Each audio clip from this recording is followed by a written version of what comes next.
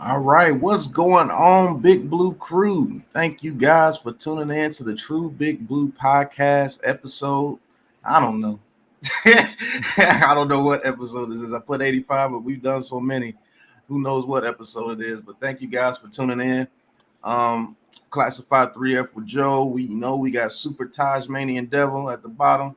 And Lou will be on when he gets situated. He will be on tonight, man. Strong dude, recovered very fast. He will be on tonight. I know I put the link in his Twitter, so he should be on later tonight. But man, I'm gonna let Joe start off the Oh, show and let him give his idea that he was just talking about. What's going on, Nimma? oh my goodness, guys. Well, it just it's something to talk about because we don't have much. And again, it's going to be on the controversial quarterback. But okay, let's say it's the beginning of the season. We're hyped up. It's after the draft, we got the training camp first game, and the defense goes out there and like waylays the offense. So our Giants defense does like a three and out, you know, a dominating show. And it's like, okay, would that give you a little bit of hope with DJ going out there, knowing that he's been going against that defense that just went out and blitzed the hell out of the other team? And you're not hearing very many rumors of DJ having incompletions or, because we all know how the media is going to report on that. If he has a good day and goes 8 for 9, they ain't going to say that shit. It's got to be when he goes for 4 for 9. Right. I'm just What's going thinking on, DJ Zach? having to go against that Zion defense. hit. What can DJ do to make that defense like really, really good? Like to be able to get into Wink's system and for everybody to understand. I Right. think Let that me get a that couple. defense could be a proving point as to DJ's performance. Right. Just, Before I just comment on that, let me shout out a couple of people in the chat. yes, Nimmer, what's going on? Zeke, what's Kayla, going on? Miss Kayla, what's going on? Miss Coach, Kayla, howdy, thank my you for lady. tuning in. Coach Levance, what's going on? Zion, thank you for tuning in. Zach the Oh, Potato, yes, I did see that woman super glue herself to the court. That was crazy. yeah, Hit hit. Squad, what's going on? He says, "Hey guys, how you feeling today? Feeling pretty good, man. Feeling All blessed." right. Um, Well, was he saying that, Nimmer? I didn't know. he said,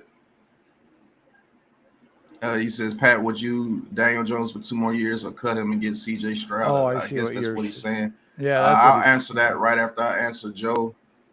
Um, I think they're going to spin it as a negative regardless of what's going to happen, Joe. I don't mean to be a Debbie Downer, but if the defense comes out there and balls, the DJ detractors are going to say, I told you DJ sucks. He can't even do anything in practice. But if DJ goes out there and balls, you're absolutely correct. They're not going to say what he did the ball out. They're gonna say, "Well, Wink's defense must be trash because Daniel Jones carved them up." And Right. so I think that's a lose-lose situation. I think that's the way it's gonna go. I haven't seen anything other to prove me to say otherwise. But I just think that's how it's gonna go. I think it's gonna be a lose-lose situation for the Giants in training camp this whole off season. No Well, matter what they do, it's gonna be a wash because either they're gonna say DJ sucks or they're gonna say Wink sucks. but You see what I'm if saying? people, yeah, but if people like really just truly stop and think about that for just a second, just a second, how that in practice, the offense and the defense is really going to be going up against each other, and it kind of transitions. You know what I mean? Yeah, the lines are probably about the only question mark because those guys aren't going full speed. But when you're in practice doing 7-on-7s, those guys are going flat out against each other. So that's what I mean. If you're not hearing much noise of DJ turning the ball over or throwing interceptions or a lot of picks, does that give you confidence? Because it's going to work both ways. As the defense helps DJ, DJ helps the defense in being able to learn those schemes. And if DJ's putting the ball in there where they can't catch the friggin' thing. All right. And then it's like, okay, well, we can train this guy up a little bit better. That's what I'm trying to get to. Just I don't know how else to explain it. I mean, that's how a logical person would look at it, but that's not how. That's not how they're gonna look at it. I'm telling you, they're gonna look at it as, I oh know. well, Something to think either about, though. DJ is Just gonna suck or right, either DJ is gonna suck or Wink Martindale's defense is not gonna be good. That's the way they're gonna look at it. right. And I mean, it's not fair at all, but I know that's how they're gonna look at it. I know that's how how they're gonna look at it. Shout out to Nick B 1457. Yes. He said your subscribers are straight family with you, Pat. Be spitting facts. Thank you, Yeah. Nick B. Thank you for tuning in. It's my first time seeing you in a while, Nick B. If Yeah, you're not subscribed, hit that like and subscribe button for me. But I think you already are. Yeah, he had a. Yeah, there's the other one. I wanted you to point that out. Oh, well, thank you, Nick B, and thank you for tuning in, man. I always welcome in the chat, bro. Yo, KY Face, what's going on? He said, here's a real question. If DJ has a decent year, do you still trust him or are you moving on regardless? I actually have a whole video out about that, and it's called Can DJ be Dabo's biggest accomplishment or can he turn into Dabo's biggest failure? It all depends, man. I really think in my heart to hearts, I think he's going to have an MVP caliber season to be with the Giants next year, or he's at least going to have to take us to the playoffs to get a playoff victory. And he's going to have to be the main cause of it. Just being honest with you, because if that defense balls out, we make the playoffs, and DJ is playing mediocre, I think they let him go. Oh, poor Pat. Yeah, I'm not. Because if I'm a brand new coach, I'm not going to. Can you hear me? Yeah, you're glitching in and out, boss. Yeah. Yeah, I knew it was going to be like that. Right. It's still going in and out over now. here. But well, you just had a tornado. Yeah, and it's supposed to be another one hitting too. Oh, geez. Supposed to be another one hitting tomorrow night.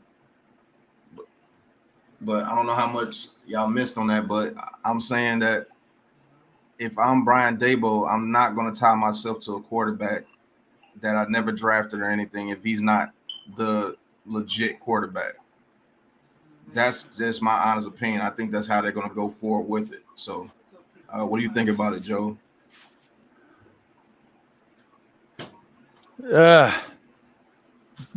What was it? What was the question really again? I want to make sure I get this right. He's basically said, Kyle Vase basically said, if DJ has a decent year, do you trust him or do you move on regardless? Okay.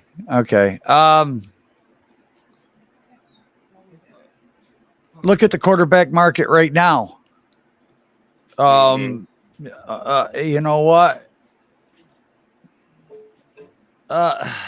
Man, if he has a good year with the quarterback market the way it is right now, not knowing about the follow-up, it's going to depend on our draft picks next year. Really, you're going to have to include that into, who's available, the teams that are above us. I mean, what if,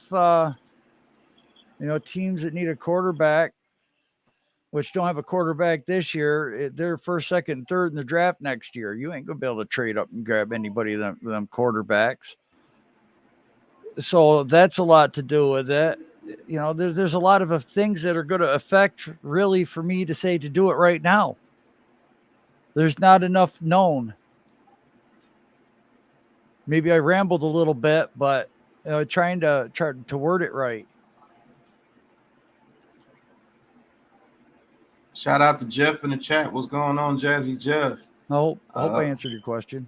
Yeah, I mean, Keyshawn Funches, he's one of those guys that doesn't like DJ at all. Oh, I know. He says they're not going to give Daniel Jones 20% of the salary cap, Pat. I know DJ a nice guy, but that doesn't make him a franchise quarterback.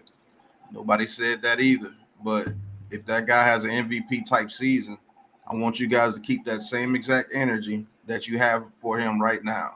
If he goes out there and throws 35 to 40 touchdowns and he leads us to the playoffs, it actually gets us a playoff win, I want you guys to keep this same energy right here. Don't turn around and be like, oh man, DJ's great. No, don't do that. Keep that same energy, because I'm the type of person you keep that same energy. Right. You wanted to bash him and call him trash, ass, and just terrible and all that. But if he does well, when he finally get a decent situation around him, don't turn around and say he's a good quarterback. You keep that same energy. He's just as trash as he was before he got the people there, because that's not fair and that's not right. If you guys are going to call him out and call him all type of names and everything, and you know doggone well his situation hasn't been good, am I saying that he's been very good? It's a great no. But man, I would love to see what the guy can do with some people around him. That's all we ask. Let's see what the guy has when he has something around him that he can look to and be able to, man, just some healthy players. Man, that'd be great for him right there. I don't know. I don't know. Kayla says Nemar's every first round pick in the NFL automatically comes with the 5th-year option. Mm-hmm. Yeah, but they have to sign it. The team has to give it to them. The team has to give it to them. Yeah, the team has to give it to them. They could decline their 5th-year option. So they actually literally have to earn that 5th-year option, basically. Yeah, that's all I'm saying. Just keep the same energy. You said, Caleb, what should we trade next year or give him one more year? I mean, it just depends on what he does. KY Vay says, I mean, he is trash, but okay, yeah, that's what I'm saying. Keep the same energy. If he leads us to the playoffs and get us a playoff victory, I don't want you guys to switch up like y'all did with Eli Manning. Because I know that some of these same people were saying the same thing about Eli Manning, but he wins us a Super Bowl. Now he's the greatest thing to slice bread. He said, I keep all my energy. Trust me. You guys been wrong about him for 3 years now. I don't think Daniel Jones is going to prove anything. Well, first, you couldn't have been wrong for him for 3 years, because the first year we didn't know anything, and he almost broke the rookie touchdown record in his first year. So how can you say that's a failure? The kid showed promise, but you snatched everything from him, and then you put him with the worst offensive scheme ever. But go ahead, Joe. Well, I'm just going to say,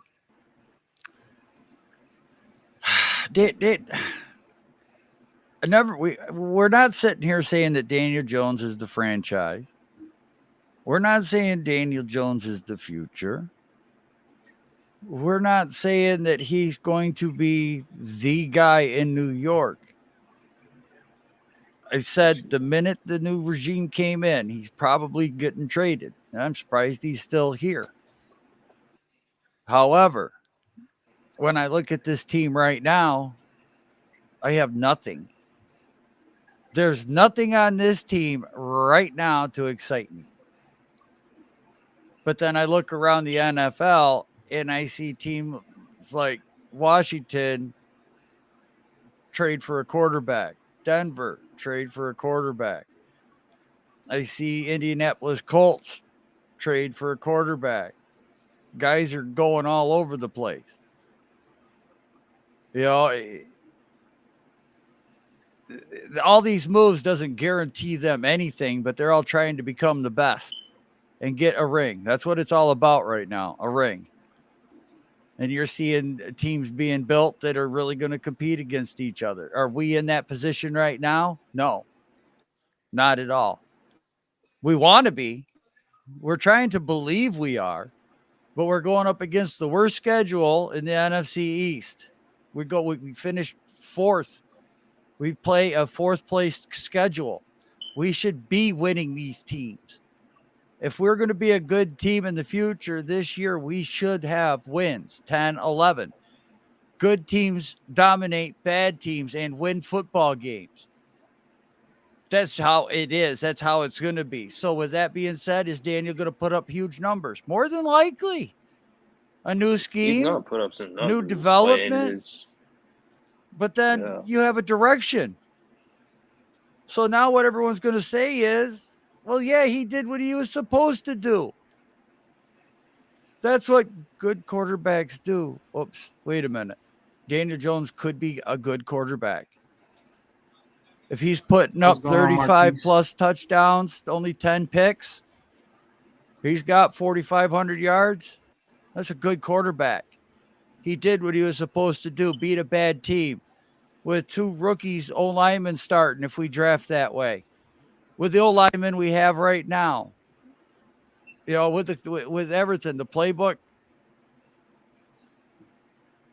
that's what's going to happen. Go, Pat. I want to answer this question right here. He says, I was with Eli Manning, homie. Okay, that's cool. He says, Baker Mayfield had 4 offensive coordinators. And he made the playoffs. If anyone's being mistreated, it's Baker. At least he been to the playoffs. Do you know what the hell Baker Mayfield had over there in Cleveland?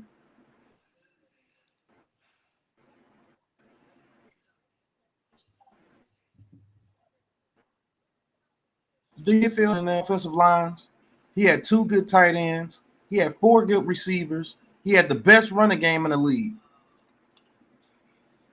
Any quarterback over there should make the playoffs with all of that over there. What do you like? That doesn't make any sense.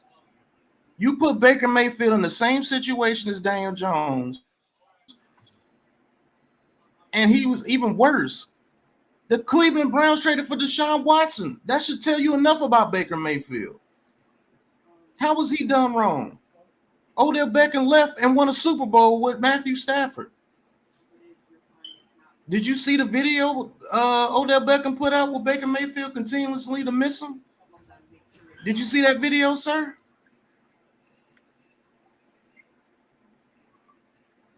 So you're going to sit here and say that Baker Mayfield's a better quarterback than Daniel Jones because he made the playoffs one time with a stacked roster.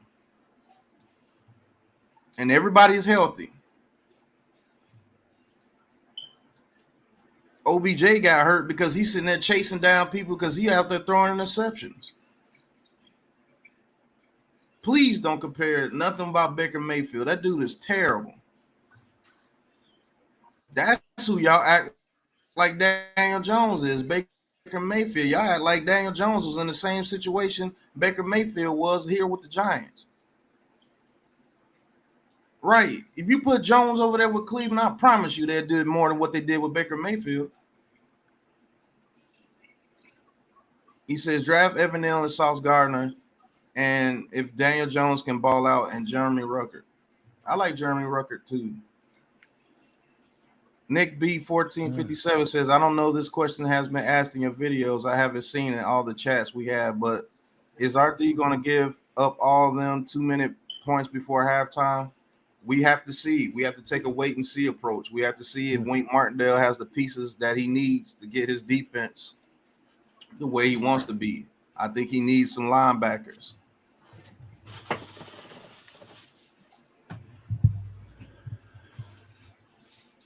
KY Vase, you know what's funny? DJ O-line sucked his rookie year too. Nobody talks about that. He just digressed without Eli Manning around. No, he digressed when freaking Jason Garrett came. Jason Garrett. Now the offensive line got obviously worse after that rookie year as well. So no. Yeah, Baker Mayfield would look like Jones if he was there, possibly worse. Laugh out now, no Chubb in his backfield. Good luck. Exactly, Diela. He would look absolutely a whole lot worse. Why? Because Baker Mayfield doesn't even put in the work like a Daniel Jones.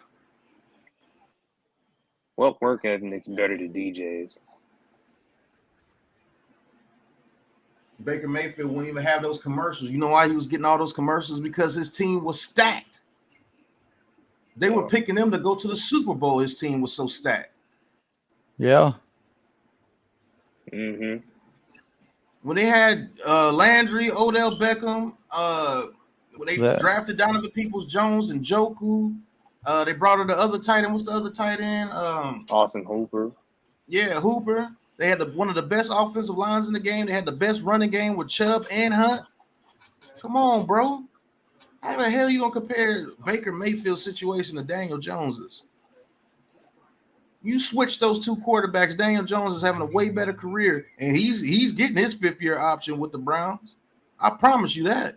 The work that kid puts in, and you would have had Odell Beckham, Jarvis Landry, all those receivers out there, and they stay healthy with a run game. Are you serious? I bet you would have did better than Baker Mayfield over there. Oh man. Please. Don't get worked up, Pat. I mean, I'm not getting worked up, but that right there is just asinine to me. Baker Mayfield, are you serious? Mark. And I said that before in my other videos. Y'all act like Daniel Jones was in the same situation Baker Mayfield was, and he was just playing trash. He says, I see Baker getting traded to Detroit for the 32nd pick. The Lions getting the 44 overall in the next year, 3rd round. And if they give up that much for Baker Mayfield, good luck. Because I think they're going to be in the same situation as with, what's the other boy over there? Damn, what's his name? Yeah, Golf. Panthers and Seahawks rumored destinations for Mayfield. Panthers were going to draft a quarterback, I thought, Jeffy. They get Mayfield. They're just doing the same thing they did with Sam Darnold. Keep making the same mistake. And then you're grabbing the quarterbacks from the same draft. So go ahead, keep making the same mistake, Panthers. So are you going to be up for sale? I want them to get Baker Mayfield. Let them get him. Some people just don't think Jones will get it done here, and no one is going to change their minds. It's all right. Yeah, it is. He says, put Jones on the Steelers. The haters will be his fans. Right. Put him in a better situation. You put him in the Steelers. Shit. Come on now. He said there's a talk, Nimmer, of them trading down from 6 if they can find a taker. Yeah, that was put in the Big Blue Krew chat today on Twitter. They had to find a taker. He said, how did the O-line get worse? Who did we lose that was so great? That's the point, dude. It doesn't matter if you don't lose anybody. It's the way they're playing. Gates was important. Right. We did. We lost Gates. We lost Lemieux. Yeah, we lost Nick Gates was our heart. Nick Gates was our heart and soul of the offensive line. And it's just the way they were playing, the way they were being coached. Right, and the system. You can't tell me that offensive line wasn't worse than what it was his rookie year. The system. Stop playing. And the system just made the O-line even worse. It just made it look worse.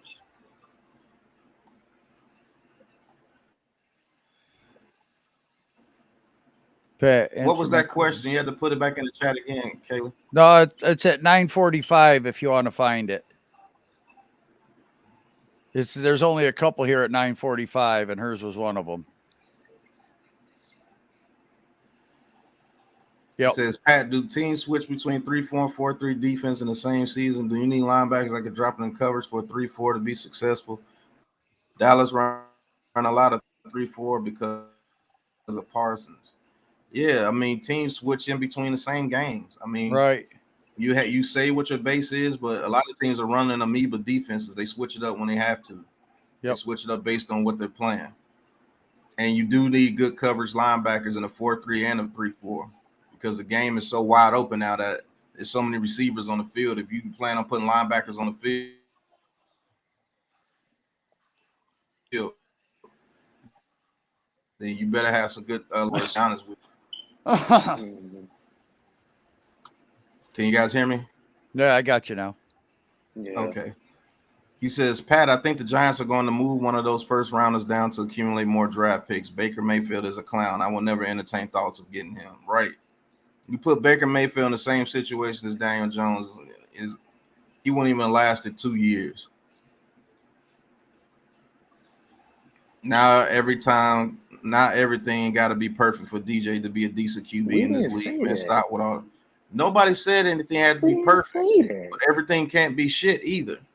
Right. If you want to talk about a quarterback like that, talk about your boy Baker Mayfield. He had the perfect situation. He had 2 number 1 receivers. He had 2 very good backup receivers. He had 2 good tight ends. He had one of the best offensive lines in the game and the best running game in the game with 2 running backs, with Chubb and Hunt. And you sit here and want to jump on him because he made the playoffs once with that roster? Are you serious? They were predicted to go to the Super Bowl 2 years straight. Give me a break. You name one thing good that's been over here with the Giants. Even Dearness Johnson was a good running back. The third running back. The third running And back. then before Dearness Johnson, they had Duke Johnson that went to the Texans. I mean, behind Chubb and Hunt. He was the third running back. He was good at his role. Actually, I was a lot higher than what the most people were, sir. Because it's Duke film that looked, and I was like, oh, okay, this kid can be decent. So stop it. Oh. Okay. Panthers have a talent on the offensive side of the ball, but at the same time, they can't solve the QB exactly. Talking my language there. Hi. Yes. Lou is doing good. He should be on soon. I'm gonna send him the link again. He might have fell asleep, getting himself some rest, which he should be. Pause for the Lou. I wonder if they say that in Europe. Pause for the Lou. Sorry. I'll shut up now. Hell, can you sit here and talk about Baker Mayfield but trash Daniel Jones in the situation Baker Mayfield was in? Please. I don't even want to hear that dude's name. All right, Christopher Tony, what's going on? Thank you for being here, bro. He says, let's get back on the topic. Draft picks at 3rd, 4th, and 5th rounds. It just depends on what they want to do. If they want to, if you want to keep adding depth to the team, I could see them getting a couple of edge rushers in those middle rounds. I can see them getting a couple of offensive linemen in those middle rounds. Preferably, Joe, in my opinion, I would want a tight end in the 3rd round, and maybe another linebacker in the 4th or the 5th, and maybe add a running back in there. If some miracle Cook drops to the 3rd round, I would definitely grab him. But I would definitely see about getting a power back in that 4th and 5th round, like a Brian Robinson from Alabama, if he's available, if I feel comfortable drafting him. What do you think about that? I'm looking at, we got 2/3. The biggest question to the 3rd round pick is, do the tight ends start to go off the board early and we have to trade up to get one? Because if the tight ends start going off the board halfway into the 2nd, Rucker gone and Weidemeier's gone, and and then another one goes, is that time to trade up? So if we keep the 2/3 and it doesn't work out that way and the tight ends are still there, a tight end with one, and definitely look at linebacker. Because if there's somebody there they think they can develop that's good enough, that's around that BPA, but if you think he's going to fall to the 4th, because now these guys know each other when it comes to these drafts. They know their tendencies. So it's almost like they can read it before it happens. I would love to be in a war room one time, just once, to see the intricacies. But that's BPA, who's starting to come off the board, who's falling, who's rising. I mean, even a safety, 4th round. Yeah, I mean, I can see them getting a safety, maybe a Smoke Monday or someone through there. I don't know what they're gonna do, folks. I'm not gonna sit here and act like I do. I don't know what they're gonna do in the draft. From the 1st round all the way to the 6th, I don't know what they're gonna do. It's a whole new regime. So yeah, that's what makes it exciting. Right. Boy, we're all amped up. I hope y'all keep the same energy when the season starts. Oh yes, because I'm gonna be talking and reminding you of everything you said about DJ. Well, go ahead, sir.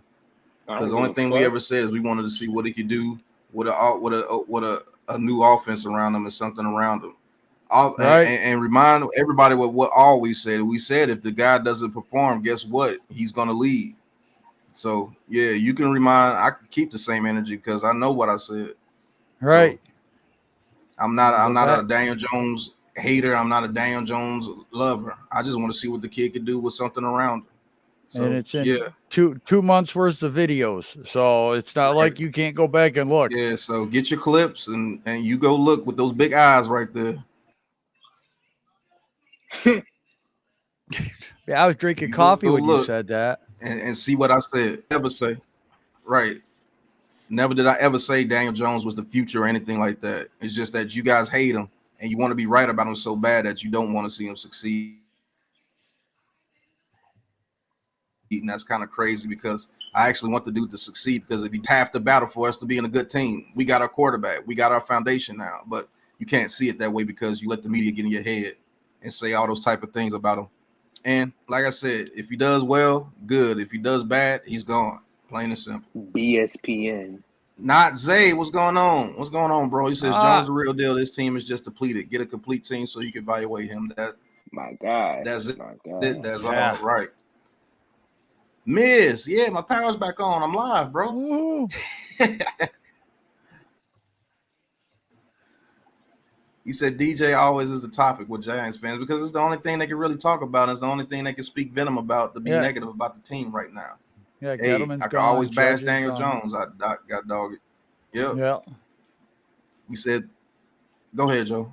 No, go ahead. I was actually burping. Sorry. Oh, okay. Dinner. He said, this is dope. I work from 5 a.m. to 7 p.m. Man, my goodness.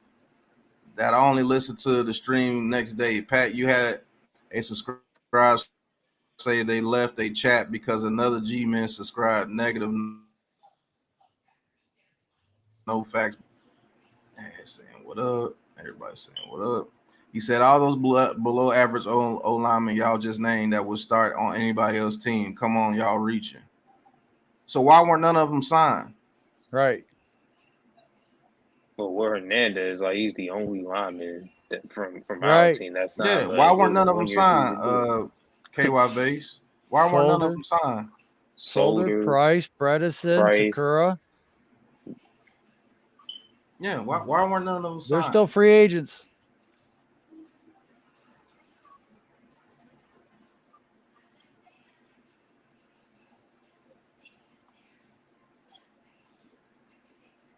Let me know about. Let me know what you were saying, Kayla. You said enough about DJ. The Giants defense is going to be crazy this year. Oh, could be. Yeah. Could be. Yeah. He said if Neil Ass gets to us, man, that would be the lotto for us big time. Yeah, we will see. Hopefully, he cleans up a little bit of his technique when it comes to the pass pro. But I think he'd be a good addition to this offensive line. It'd be a lot better than what we had for sure. If you think Mayfield is an upgrade over Jones, you'll see how much worse it can get. Right. Yeah. Right. To me, 2022 is all about development and competing. Exactly. That's what it's about. Yeah. It says teams are only in base defense 3-4-4-3 only 33% of the time. Right. Yeah. Studios. Mm-hmm. Two great running. Yeah, he had two great running backs over there. Yeah. He says, do we really need them? Do we really know if the defense would be crazy good? What if they suck or take a step back? People getting too crazy both ways. We have to see, man. I think it can be good, but there's a chance that it could be bad if he doesn't have the pieces that he needs. Hi. This is this Thursday. He said this Thursday going to be as good as the draft. Pat going to spit facts. Can't wait for this debate. People are hyped. It should be great. Pat, it's Cleveland. They don't know how to do things right. Right. Well, they actually would have had it right if they would have had Deshaun Watson with those teams. I promise you, they would have went to the Super Bowl with Deshaun Watson with them teams that Baker Mayfield had. He said, brother Pat's locker room, brother Joe's locker room. Does brother Taj have a locker room too? No. I don't even have a green screen. I'm on my phone right now. Taj is in the boom boom room, and we can't show that. Right. He says, who the hell knows what the Giants will look like in 2022 until we see how the team is overall. True. Yeah, I just want to see everybody, how they look on the field. He says, I would love Neil at 5. We trade out of 7 and somehow Linderbaum finds his way to us. Yeah, that would be dope. Third round, Ruckert or maybe Nick Cross. That's another safety that I like to Marquise. Nick Cross from Maryland. The dude is dude's nice, man.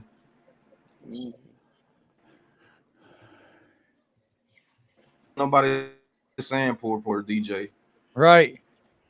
Just said want to see what he looks like with something around him. That's not like I don't understand what tips y'all off about that. That's exactly what I would want to is to see the team stay healthy and see what a potential can be. Right.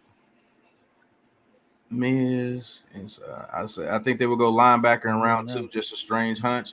Yeah, if Christian Harris is there at 36, they might. Go ahead. Yeah, they got Muma at 5th now. There's another kid moving up the board. I forget what school. They did an interview on ESPN with him today. Or was it NFL? It was NFL Network. And they did an interview with him today. He's really skyrocketing up draft boards with his athleticism. Nerdcage, what up? Who? The kid from LSU. I can't think of his name right now. No, it wasn't LSU because I remember that symbol. Did anybody see that ESPN or NFL Network? Let's see if I can find it. Team Age, what's going on, Team Age? Thank you for tuning in, bro. Nimar says Trey McBride might still. I am concerned that Jaren Rucker be drafted by the Jets. I don't know. Either one of them would be good. The tight end that's starting to move me is Greg Dolch's. He says, I hope y'all read my chats when the season starts. Y'all killing me because I think DJ is a bum QB. That's my opinion. The stats prove so far I'm right about DJ. Well, he has thrown more touchdowns than interceptions. He has more touchdowns than turnovers lost. When he has a clean pocket, he averages about 68 to 70% completion percentage. So I'm not seeing where you just saying he's a complete bum. This team has been a complete bum. That's a more accurate statement. No receiver or defensive tackle. I can see them going defensive tackle in those middle rounds too, Tony. And also, I'm gonna be honest with you, I can see them going receiver as high as the second round. If somebody like Jahan Dotson is there, someone like that falls to the second round, I can see them picking him up. You say, yeah, these guys could go in a completely different direction in comparison to what any of us are talking about. They could, D'Ayla. Giving Deshaun Watson all that money is insane. In the third, fourth, fifth less players available. We have 2 picks in all the odd number rounds. I feel Trader Joe will be very active, Pat. Yeah. He says, I don't understand the DJ craze. It's almost as bad as, if not worse, than to talk about Manning back in the day. If he's good in 2022, he maybe stays. If he sucks, he's gone. True.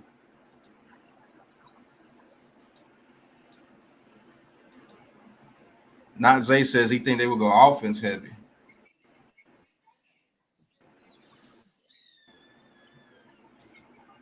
It's possible. Not maybe the Giants are trading out one of those top 2. That's a guarantee. I'm guaranteeing it. Okay, Miz. He said even if he does well, he's probably gone. That's what I said, Authentic. Like, I don't know why people attack me acting like I'm saying DJ is the next great quarterback or something. I said if that kid doesn't have an MVP caliber year, I think he's gone. And Joe may not agree with that, but unless this kid throws for about 35, 40 touchdowns and lead us to the playoffs this year, he's gone. They're not going to tie themselves to him. I said that too. I've been saying it from day one. Right. Thank you to the 43 that's in the chat. Since the new regime got here, day one of this new regime, I said, oh, DJ's gone. Right. Me and Joe said at the same time. Barkley could be Joe gone. Judge, I said, man, look. I said, everybody that you like right now could be gone. Who's the one guy that this team would keep? The one guy this team would keep. And that was Thomas. Right. Because if McKinney's got trade value, this team wants to put in their own guys. Right. McKinney's not a Shane pick. You guys been saying that about DJ for the last 2 coaches. But... You know, you say the same thing about this whole friggin' team right now. It's not their pick. Right. And he said, whoa, Big Pat spin facts about DJ. Thanks, Team Age. He's saying the famous words of the heavyweight champion of the world. Woo! Another great day with the lady, yo. Woo!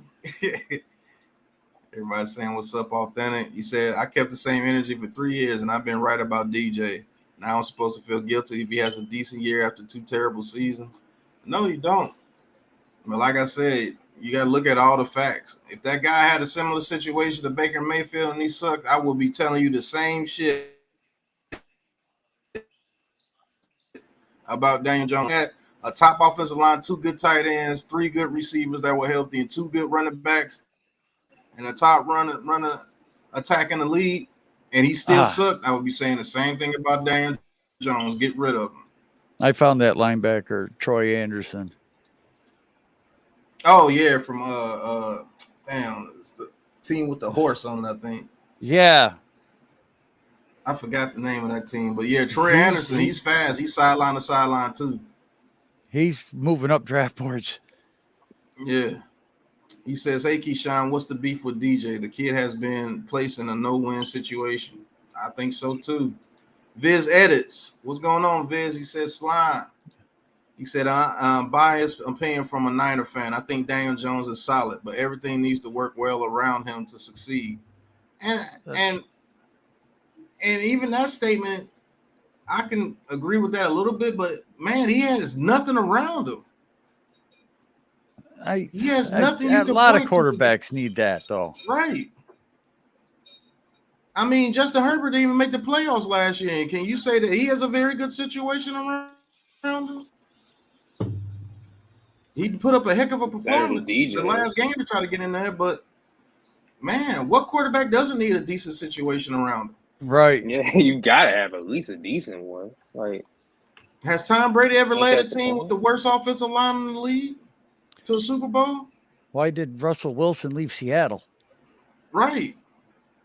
Russell Wilson is a Hall of Famer in most people's books, but he left Seattle because that situation was terrible. Deshaun Watson, man. Tom Brady? Could you say him? No. Can you hear me? I can hear you. You're there. Now I got you. Okay. If Tom Brady felt that he could just take any team to the Super Bowl, he would have went to the Jets or somebody. Why do you think he chose the Buccaneers? Because they had a great situation over there. And it allows me to do what I need to do to get us to win the game. That's all we're asking. Give him a decent situation. He says, guys, look at what happened with Derek Carr. Something can happen. Same thing can happen with Daniel Jones. Right. I don't feel guilty about DJ at all. Just will help solve the QB problem easier if he's good. Right. He says, right, he needs a strong O-line and a run game. Don't Tom Brady have a strong O-line and a run game over there with Tampa Bay?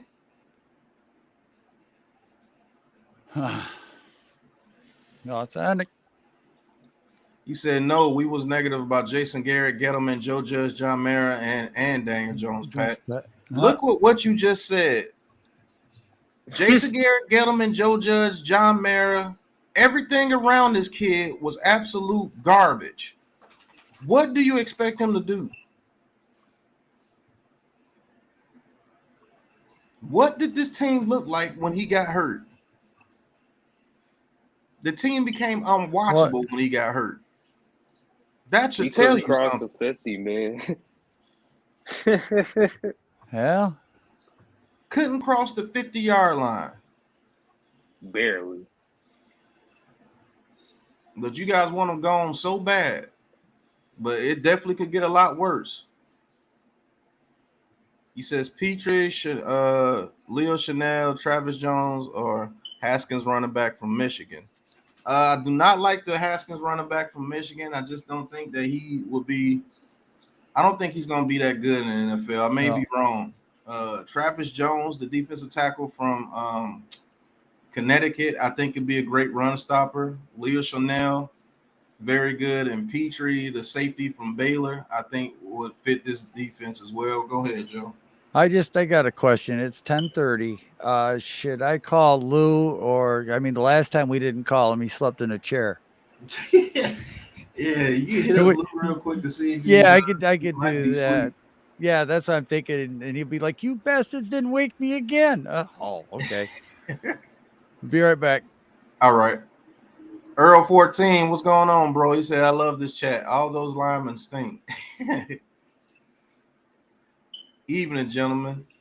He says, Baker had 4 different coaches in 4 years. I think he is as good or better than Jones, but not worse. Authentic. Did that man not have one of the best O-lines for 3 years, one of the best running games for 3 years, 2 good tight ends, 3 good receivers with 2 good backup receivers? Did he not have all that at his discretion? If you put Daniel Jones over there in that situation, I think he does a lot better than what Baker Mayfield did. I'm just saying.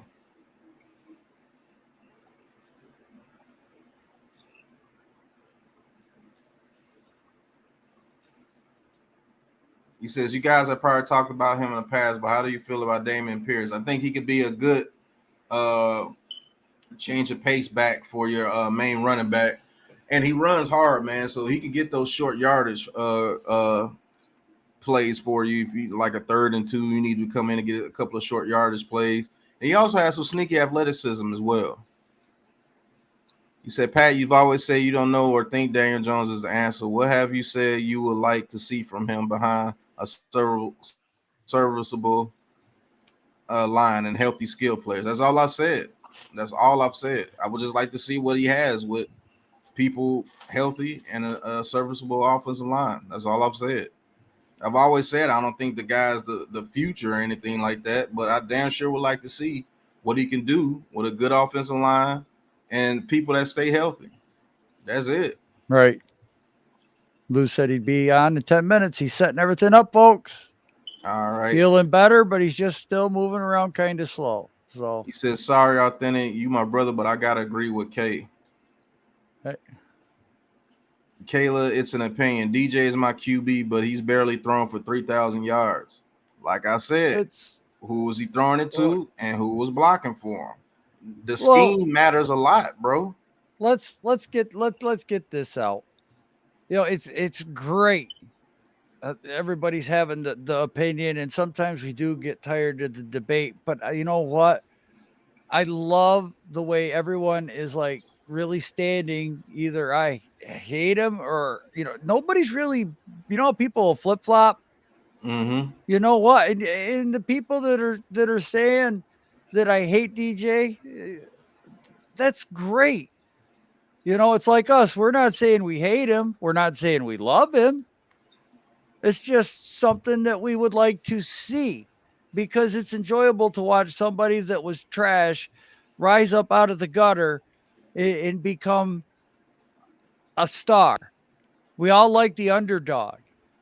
This guy has to be one of the biggest underdogs in New York. He is an underdog. To really think about it, because of the split, it's 50-50 fan base, really, from what I'm seeing. Right. He's very polarized. So, shout out to Nerd Cage. Yes, Nerd Cage. Yeah, Nerd Cage. I just wanted to get that out there, and it's kind of refreshing. We're not arguing, but we're battling almost the same point. Right. Baker Mayfield has failed with a top team. Yeah, he has. Right. Cade out, another tight end that could be good and could be available 3rd or 4th round. Yeah. I like Cade Otten too, Jeff. Not gonna lie. Right. Frank, what's going on? Frank, thank you for tuning in. He says it's all day. Baker has failed with the top 5 O-line, top 3 run game, Odell and Landry. Right.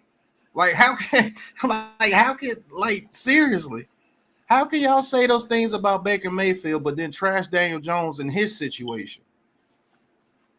If Daniel Jones has had 4 offensive coordinators and 3 head coaches in his situation, you mean to tell me that compares to what Baker Mayfield had over there with the Browns and his situation? That dude had everything. They were picked to go to the Super Bowl. That's how good those teams were. Tell me if I'm wrong. Yeah, they was fake. Especially when they got were Odell. picked to go to the Super Bowl 2 years straight. When they got Odell. They got Odell, Hunt, Chubb. If they thought DJ was good, they won't sign backup QB 2 years. That's You're protecting yourself. Right. That's not true. You're protecting yourself. I It think can they go had the either way. same idea that we have. Yeah. We want to see what Daniel Jones has. Yeah. These quarterbacks are not very good coming out in this draft. And we're gonna see what Daniel Jones have. Right. It's a win, low risk, high reward move. I mean, wouldn't it be more fun to next year say, oh, I love the scheme that we were running and breaking down film and looking at the routes, and then it's like, what quarterback fits that? Right. Who's our future? We have a direction. We have an identity. Who's our future? That's how we're looking at this. Right. Do you and really if it's think DJ? Great. We can keep our picks. If right. It's not, give up a few picks. Let's get our future. We got a team. Right. That's what we're saying. Do you really think that there was a Mahomes or Deshaun Watson or Josh Allen or Justin Herbert in this draft and they had an opportunity to get him? You don't think they would strike right now and be like, bye, DJ? Right. Shit, I've said I would do it. If there was a Joe Burrow or somebody in this draft, in a heartbeat. Muma is moving up around 40-ish now. Yeah, Chad Muma is moving up. Yes, he is. Said that Miz, that's cool. Y'all entitled to your opinion, but Jones ain't done jack. That's very true. But you can't compare his situation to Baker Mayfield when he ain't done jack either. Because if Baker Mayfield was half decent, they wouldn't have traded for Deshaun Watson or trying to get rid of him right now. If he was half decent, they would have been in the playoffs consistently. All right, well, let's say we go 8-9 next year or 7-10. Okay. But Barkley has 1,100, 1,200 yards. You know, the wide receiver cores actually have a few touchdowns. But we could sit here and go, oh, dude, we had such a great draft last year. I love how Cross and Ekwonu were working side by side in that right line, making lanes for Barkley, giving DJ a little protection. DJ couldn't cut it. So, okay, who's our future? You know, what do we want to look for? What kind of an offense do we really want to run? Because there's 3 different quarterbacks coming up in this draft, and they had a pretty good year. Wow, I mean, 2 of them are in the national championship game, and oh my goodness, I can't wait to watch this. Who's going to be better? And then all that quarterback talk next year. Or, man, DJ had a great year. We're freaking, or he had a bad year, so you know you're getting a quarterback. Which way? But it's going to roll one of them 2 ways. Right. Because I promise you, I think this coaching staff is smart enough to know that if Daniel Jones only throws about 20 touchdowns and has a mediocre year, he's still gone. Yep. I'm thinking this kid is going to have almost an MVP type year to be on this team. And if he does that, then he's earned the right at least to be franchised. Or if you see a quarterback that you like that you know is just way better, they probably still let him go. They probably franchise him and trade him to get that extra first round pick to draft the quarterback that they want.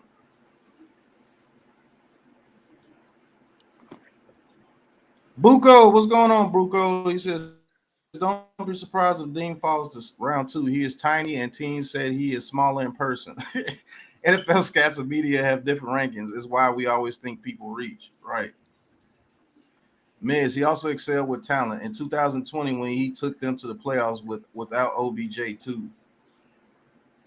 Bro, he had one decent year, bro. And that year, that defense balled out, and he had the top running game in the league.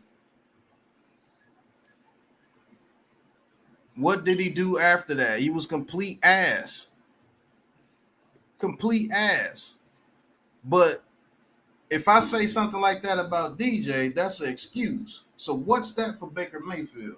Not saying you authentic, but if I say something like that about Daniel Jones, man, when he had Darius Slayton in his rookie year and he had Pat Shermer's offense, he threw for 24 touchdowns. Yeah, he had some fumbling problems, but a lot of rookies have turnover problems in their rookie year.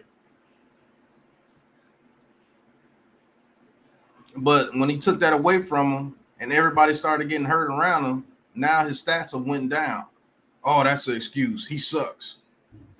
But Baker Mayfield can get a pass. And he was in a situation that's pretty much flipped opposite of what Daniel Jones was in.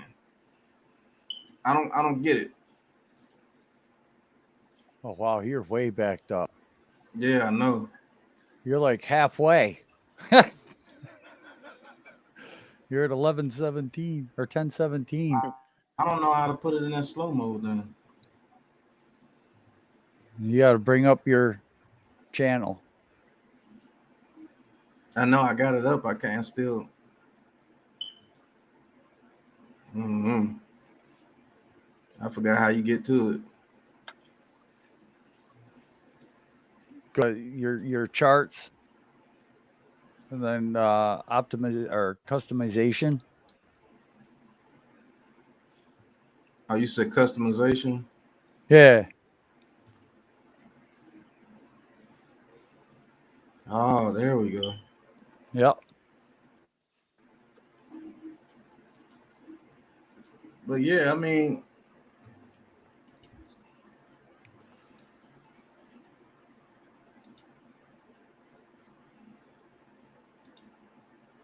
man, I'm so far behind. I'm sorry, chat, man. It's like crazy. I didn't know I was that man. You guys have been chatting like crazy. I know. Lou, what's going on, Lou? Lou.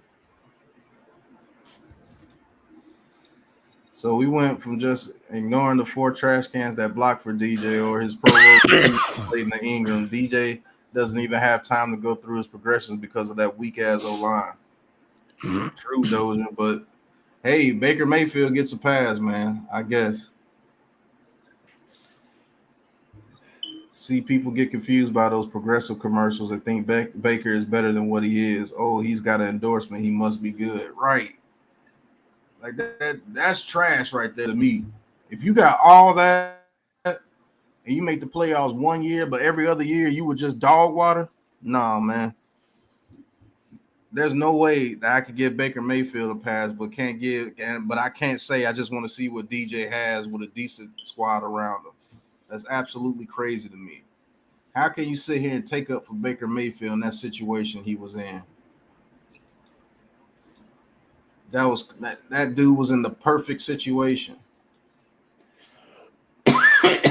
Shout out to Eric Johnson in the chat. Shout out to Joshua Cologne in the chat.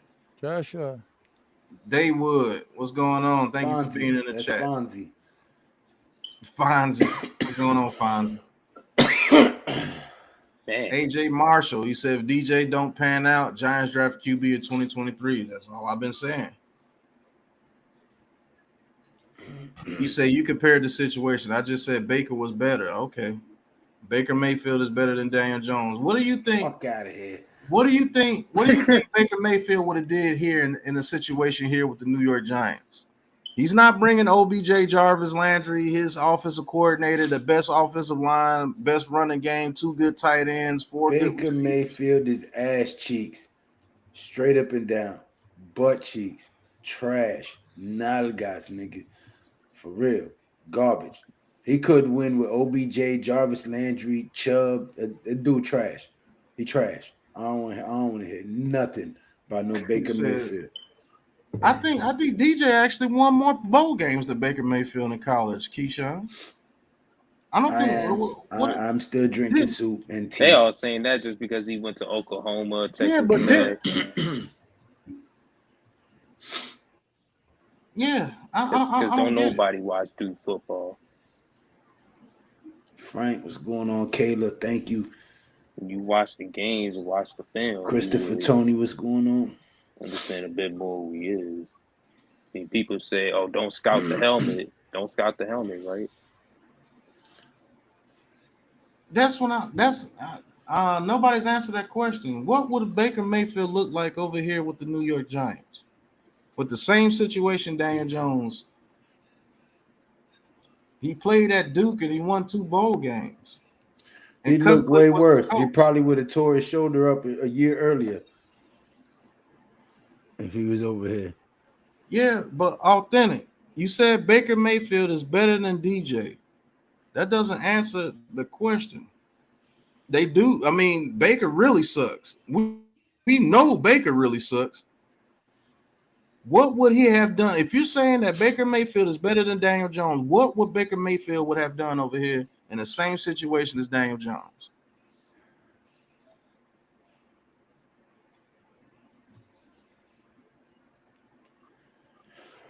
I'll wait for one of you guys to answer me. If he's that much better than DJ. What's up, Coach? Thank you. You said I don't even like Baker like at all, but he would have been better than DJ for sure. Like what? He said Baker Mayfield would have looked like Dan Orlovsky with the Giants. Right.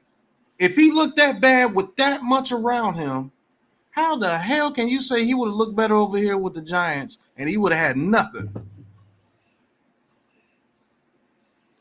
Baker Mayfield would have probably did something so stupid because he would have been so frustrated here. Come on, bro. Some think he'll be an all-pro in this new system. Some others think he'll just be straight up trash. Crazy. He said, people get me mad with DJ. Even when he has time in the pocket, he's been scared getting rushed because he's been rushed every play 1 second for a whole season. But when he had clean pocket, his completion percentage was 70% or higher, or 68% or higher when he had clean pocket games when he wasn't sacked. But hey, it is what it is. He said, I'm staying in the neutral, wait and see. That's all we're doing. Yeah, I am feeling a little better. Thank you very much. Not gonna lie, good to see you. He says, but I don't think you can use his last year's stats because he was hurt the entire season and played through it. Yeah, they thought that this bottom line, who in everyone's opinion has a higher upside? I say Jones all day long. I don't know if they thought that this shit was gonna sit me down, but it's gonna take more than that shit there. That's right. To sit my motherfucking ass down. That's right. Herbs and vitamins. Too much. I done survived way too much to let a little COVID take me out. He says, I don't do hypotheticals to answer word life questions. I never say anything about what Baker would do with New York. Nothing. But that translates to what you said. You said Baker Mayfield is a better quarterback than Daniel Jones. So if he's a better quarterback, he should be able to switch over here with the New York Giants and do way better than what Daniel Jones has did with the New York Giants. And there's no way possible, if you watch football and know football, which I know you do, there's no way possible you would say that kid would do better over here if he couldn't even do good over there with the Cleveland Browns or what he had over there. There's no way possible you can say that. You said, don't forget to take clarity. He said Baker Mayfield would have done absolutely nothing with the Giants as they were constituted. Right. No QB could have succeeded with that joke of an offense last year. He says, what would Joe Burrow look like with the Giants, Pat? Joe Burrow would look like he looked with the Bengals. A little bit like your picture. I saw that a lot this year out of DJ. Big Prom got out there. His eyes didn't look like that first snap of the ball. Mike Glennon was just like his picture. Right, he looked like you. Glennon, I mean, he was just tranquilized by those eyes and kept getting hit. And it's like, I'll just throw the ball. He looked like that LeBron picture. Yeah. Did Joe Burrow look too good before this past year when the offensive line was bad and Mixon got hurt and he didn't have Jamar Chase out there and Uzman was still finding himself? He was 2-6 before he got hurt. That should tell you exactly what would have happened over here. And guess what? His situation was still better than what Daniel Jones' situation was. If Baker Mayfield was on the Giants, he would look like Pierre Basura, Spazzatura. Damn. He told you in 3 different languages. Right. And DJ wouldn't have accomplished anything close to what Baker did in with Cleveland. Are you serious? Okay. I mean, Baker Mayfield accomplished so much over there at Cleveland. He got one playoff appearance and one playoff win against a washed Big Ben, which the defense did everything that game for him. Oh, yeah, not to mention that he had one of the top defenses playing with him too, right? So if you got a top defense, a top offensive line, the best running game in the league, 2 good tight ends, 4 good receivers, my goodness, what more do you need? Can you say Jared Goff? I knew you could. Yeah. I'd like to suggest a topic.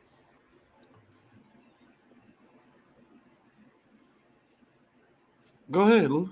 Okay. Yeah. What the hell are we going to do for tight end, and at what position are we going to try to draft one? I think they're going to draft a tight end, and they may go. I say we get a tight end between the 2nd and 4th round. If they really want to get a good one, did you just say between the 2nd and 4th round? Why didn't you just say the 3rd round?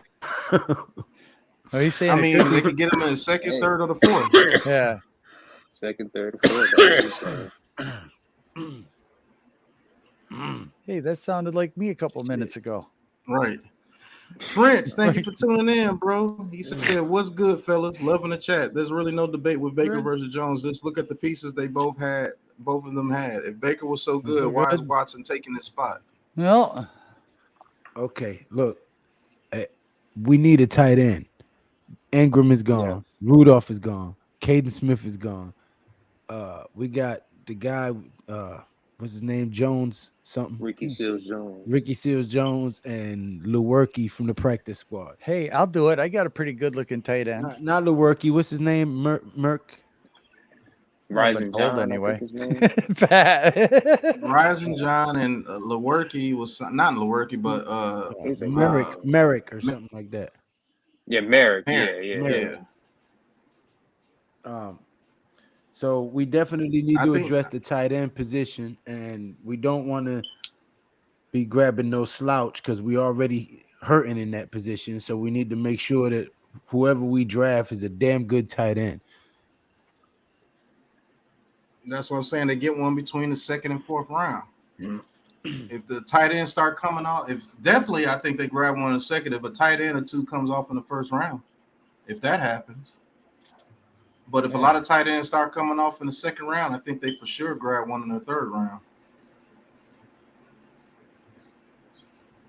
They may even trade up back in the 2nd round to grab a tight end. Say if Ruckert and them start coming off the board, middle and bottom of the 2nd, after we take a 2nd round pick, I definitely think they're going to grab a tight end for sure. Thank you, Kayla. He says, I can't judge a Dak Prescott on what he would do in New York. I judge him off what he does in real life in Dallas. Don't care about the situations. Joe Burrow got to the chip with scraps for O-line. It's like y'all don't take in the whole situation. It's like y'all just look at the good for when you want to say anything about DJ. But if like y'all want to stay on the damn DJ conversation, I changed the whole subject. That's what the chat. And you went all the way back up in the comment list to go back to that shit. No, this was the last comment, bro. Yeah, that's been backed up like that all night.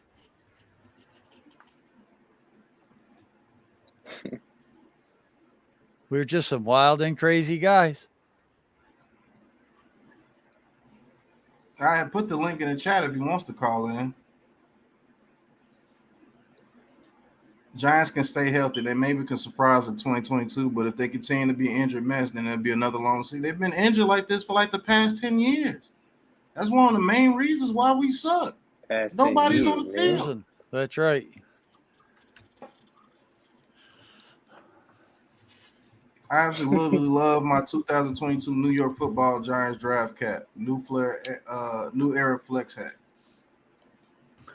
Yeah, right there, baby. Ooh, look at that. Nice and purdy. All nice and blue. He said purdy. That's all I'm saying. No collar letter or arrested punching Dan Rappaport in the face. Huh? Oh, yeah, I remember. What is that? We were talking about... OG He said Kush. y'all must have been smoking See Good Blue Dream when y'all was watching the Giants games the last 2 years. I don't even think you can break down the Giants games the past 2 years. To be honest, I think you're wrong. Wrong to the fact. Pause. Right. Burrow also had Chase Higgins, Boyd, and Mixon. You said with Jason Garrett, laugh my ass off. I was going to see if you were going to read that one.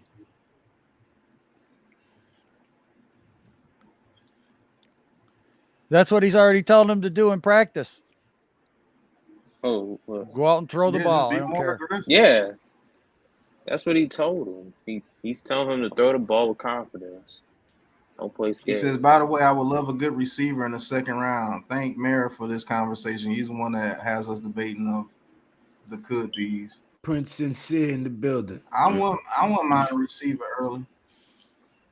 I wouldn't mind either.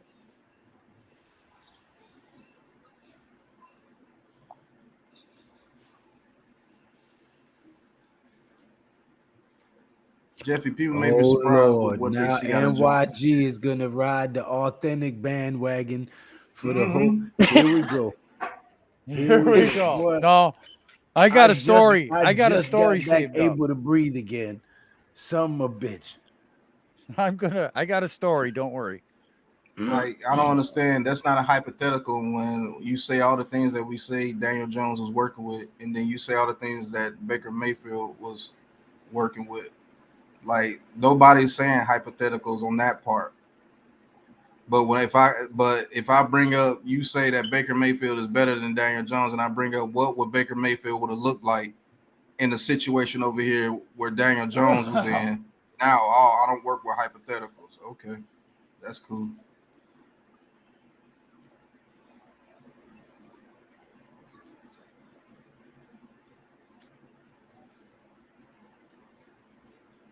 Did you guys know who DJ was before the New York Giants drafted him? No one cared about Duke football, but he still played Clemson pretty well. So it is what it is. I'm done with it till tomorrow.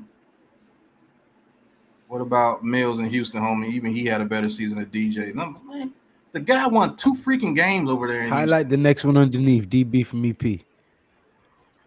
He says, you know how ass you got to be to make a receiver like Odell look washed? Right. Oh, right. My God. I rest my case, sir. Okay. The man went over there and scored touchdown after touchdown with freaking Matthew Stafford and was probably going to be the Super Bowl MVP if he didn't get hurt because he was balling in the Super Bowl. In the Super Bowl.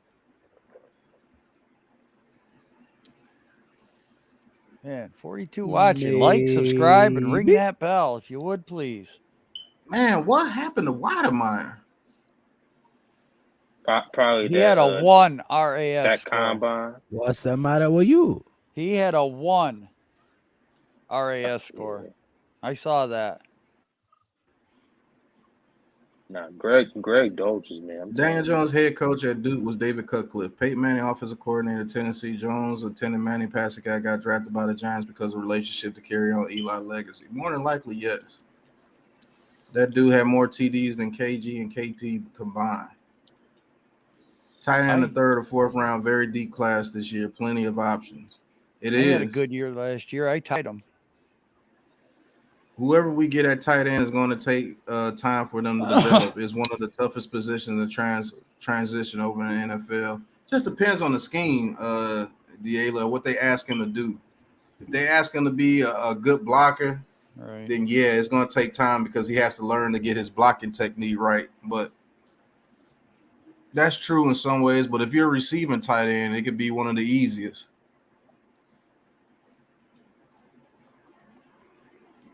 She said she was the only one that acknowledged your joke, Joe. Yeah. Buco Jim sounds tomorrow. Like me a few minutes ago. Right. No, it don't. My cough sounded nothing like your cough because my cough had nothing to do with a bong rip. What's wrong with bong rippers?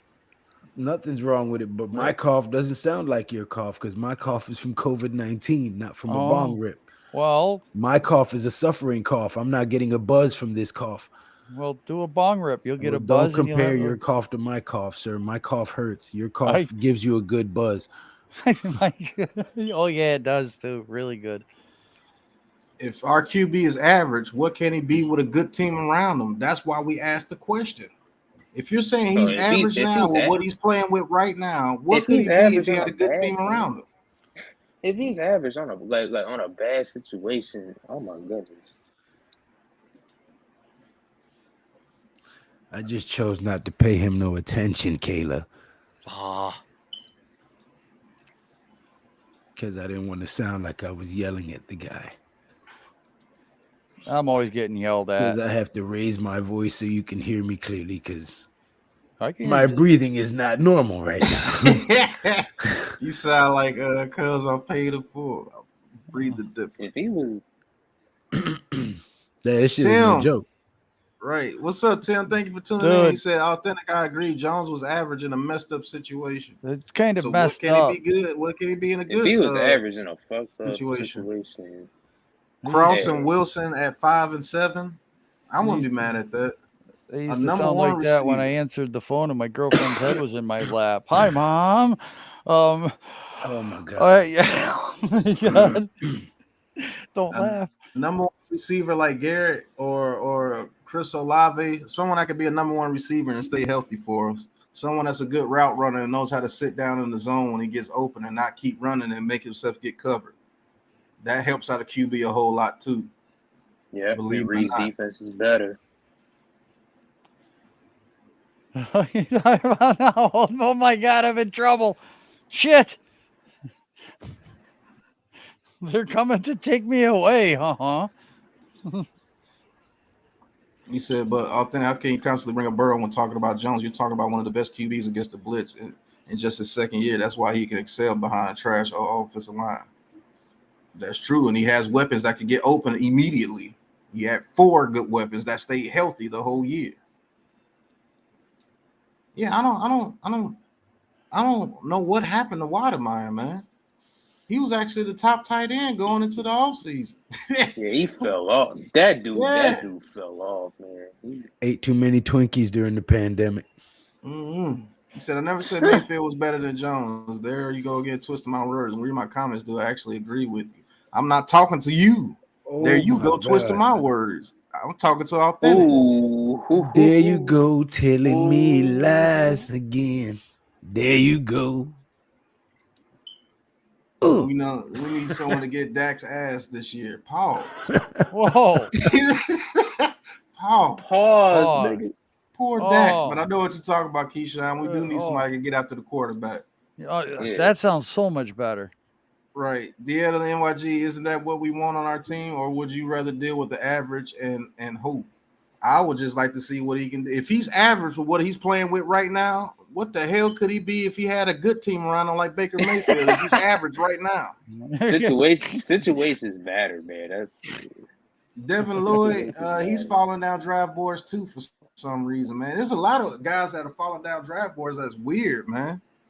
Like now they're saying the Kobe Dean can fall to the bottom of the second round. They're saying he's too small. Man. Shout out to Tuto. What's going on, Tuto? Tuto. He says, salute, BB Krew. Drop by the office to pay our proper respects and for all Giants fans to slap all stinky boys losers out the door. Forget about it. Thank you, Tuto, for the $4.99 super chat. Thank you, bro. And good luck at your game coming up, man, against your dad, man. I know that's going to be tough. Oh, forget about it. It was you popping in and out, Joe. Nobody heard the damn thing you said. I know. It's probably all for the good, too. He said, yeah, we do authentic, but that dude ain't in this draft. That's my point. Joe Burrow is a once-in-a-decade QB. Y'all think these fools come out every year? Right. No, he's right. If there was a Joe Burrow or Justin Herbert coming out this year, most definitely there is not. And everybody's trying to make it seem like Malik Willis is the next Michael Vick, and he is not. Not by a long shot. Not by a long Aiden shot. Hutchinson is going to be a regular defensive end. And I'll take that because I know you're dealing with some sickness right now, so you might not be thinking straight. You might be saying some off the wall things. I said that So I shit understand before I that. had COVID. I'm standing by it.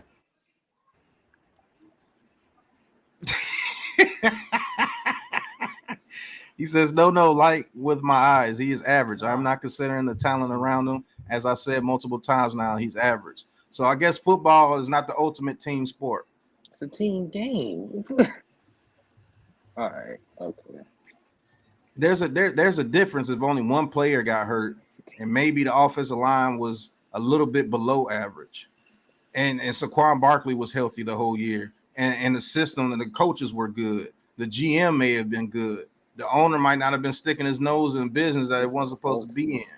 The defense wasn't giving up the most amount of points before halftime. It's a lot of factors that go into that. Defense wasn't giving up the top. Pause on the sloppy tackle. What's wrong with When sloppy? the Giants draft a linebacker in the first round, we'll all fall over in shock since that's a foreign sentence, right? Pause, Joe. Hey, Desert Dick's bad enough. I could not imagine what Desert Pause. Hooch would be like. Oh Lord! Third round linebacker and tight end, fourth round offensive lineman. Where do you think Cook gets drafted? I think he actually goes in the second round. I think he actually sneaks into the second round.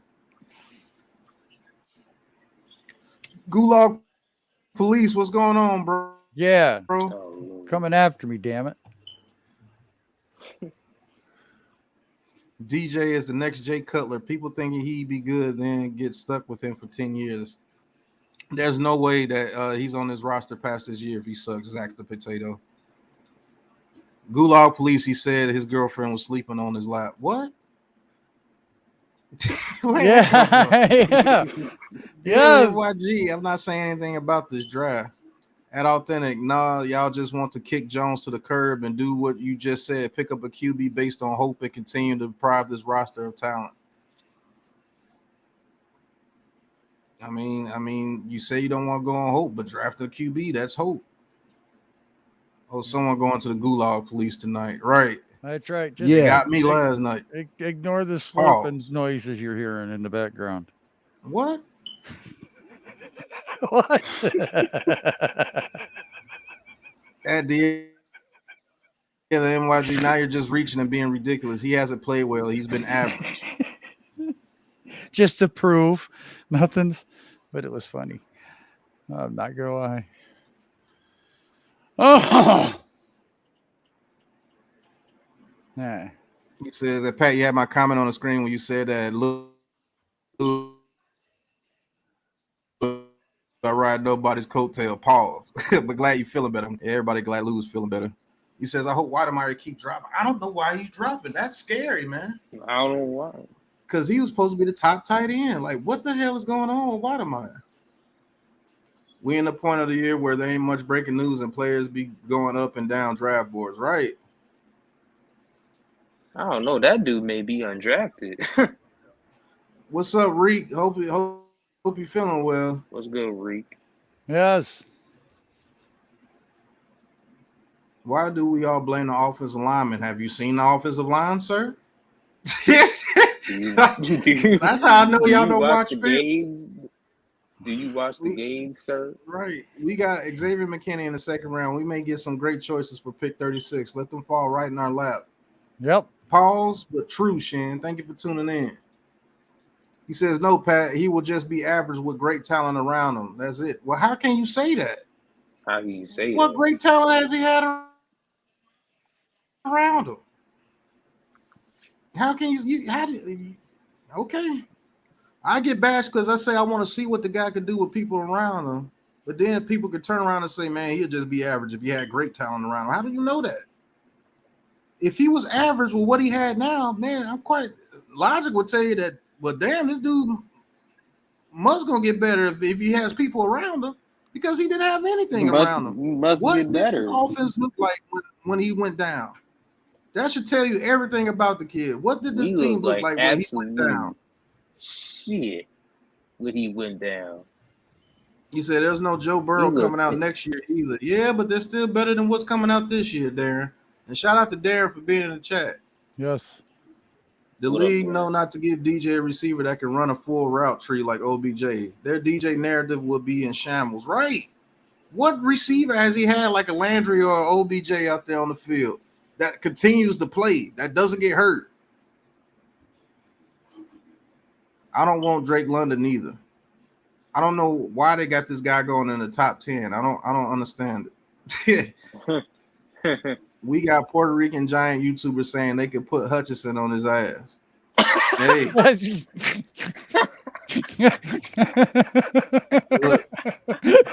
I love Lou to death, but if you went one-on-one with Hutchinson, man,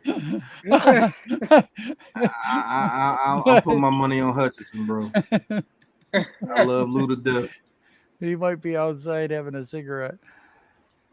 MD, thank you for tuning in, bro. He MD. says, not saying Kenny Pickett is Joe Burrow, but he had a senior season and came on like Burrow. People may be sleeping on two gloves. Not saying I want him on the Giants, just saying maybe so. If You Burrow lose your money every time, son. I'm talking about official lineman versus DN drill. It's not going down, sir. Oh, on the football drill, Hey, nah. Oh, Football drill, nah. I'm not gonna take him down on a football drill. But you put that man in front of me in the fight, I'm gonna put him on his ass. I promise you. If Burrow is a once in a decade, Justin Herbert is twice in a decade. I mean, okay, everybody likes Justin Herbert. He makes flash plays and splash plays, but has he made the playoffs in his career yet? See, that's what they love is the splash plays, the excitement. And he's had a pretty good situation around him over there with the Chargers. Has he made the playoffs yet? Has he made a deep run in the playoffs? You see how you are, Jeffrey. Taking me in the right, blue Jeffrey wall. done sold you out. Drake London is a stiff. Did he have his pro day yet? I don't know. Damn. I don't think he. Justin Herbert is overrated. He's another Aaron Rodgers. Will never win when it matters. Aaron Rodgers is the best thing since sliced bread, but he only has one Super Bowl. Hey. I'm going to the desert too, as long as there's some water. All the hope in the world for a weak QB class don't make any sense. I'm not taking anything in this QB class. Let's just get right tackle, edge, and safety, then tight end, the best player available. I will want to build this team up, so if we do have to move on from Daniel Jones, we have a good way to do it. Yep. You said, Reek, don't say that about my boy. Wademeyer Pro Day was horrible. That's why he's dropping. Man, what is going on with Wademeyer? He said Baker in here on his burden account fighting for his life. What's going on, coach? Right, Wademeyer is not a good name. I guess not. The heavyweight champion of the world, he says, woo! Let's be clear, jabronis. The Brady, Rodgers, Mahomes, or even Jesus play behind that Swiss cheese O-line we had, they will all be on their backs. Woo! Tell him, Pat, Joe, Levance. He said working on it. Pat, I'm talking about your hypothetical situations. When they put talent around him to make him great, he will still be average, brother. Okay.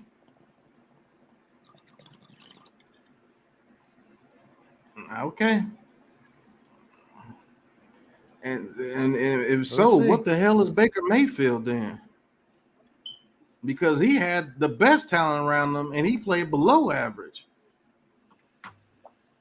But you say he's better than Jones, so man, Jones should be looking like Jake Fromm. Mike Glennon. Right. Nate Soda is 40%, Garrett is 50%, injuries is 10%, Giants bad offense, right? Uh-huh. Ever has a crystal ball, Pat? You didn't know?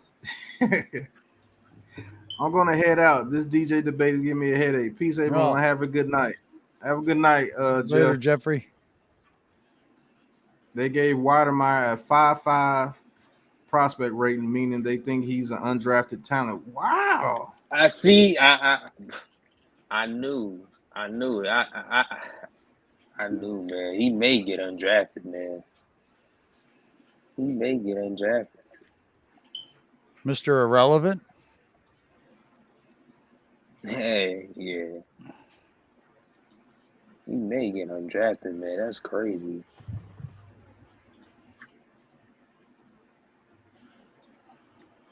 He said our offensive line was a soul train line straight to the QB all last year, right? Everybody DJ ceiling is Kirk Cousins. If that's what y'all want, then cool. I'm gonna crush this argument tomorrow. Next topic. Yeah. Okay. Kirk Cousins has made a lot of money in his career, so I guess we better get ready to pay DJ then. Right.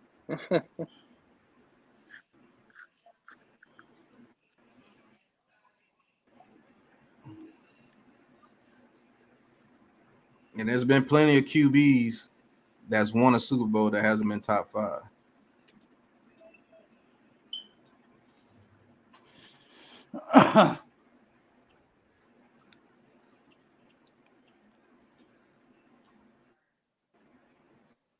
People having Wildmeyer falling, hitting Jones ball bone. Right. I don't know why Wildmeyer is falling like that, but we caught back up on the chat. Thank goodness. Said Darren, that's the problem. Jones are going to be forced to pay DJ if he has a decent season. That's where you got it wrong, bro. If that dude doesn't have an MVP caliber season with this regime, I don't see why they would pay him. Because you know why? Because he has no ties to them. That's what you're not seeing. They're playing the game the way it's supposed to be played. If this dude turns out to be great, then great. That stops us from having to give up draft picks to get a quarterback the next year if he turns out to be an MVP type quarterback. But if he sucks or is just half decent, even if he only has a good season, that dude is gone. You're going to pay Kirk Cousins 2.0? No, you're not. Like, that's crazy.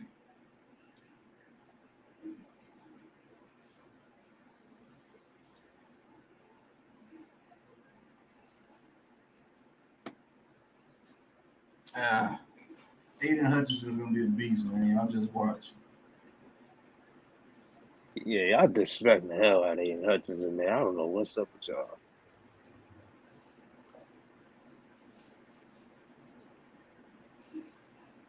Exactly, Keyshawn. It's not that they want a more mobile QB. They're gonna want their QB to mold.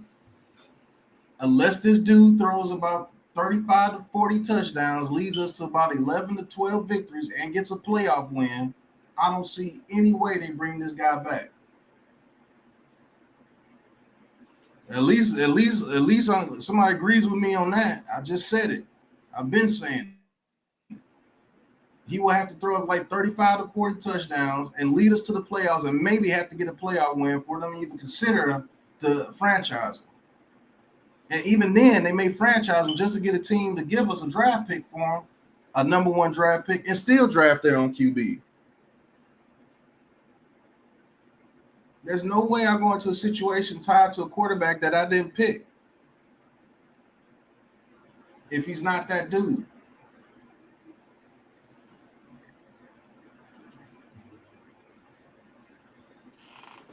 But one thing before I go take a smoke break, I do want to say this. Joe, what do you think about us needing a tight end? How much do you think the tight end position, would you consider taking a tight end in the 2nd round? I'm the one that was screaming for us in the drafts before, in the early days of doing the mocks, take 2 tight ends in the draft. And y'all were looking at me funny.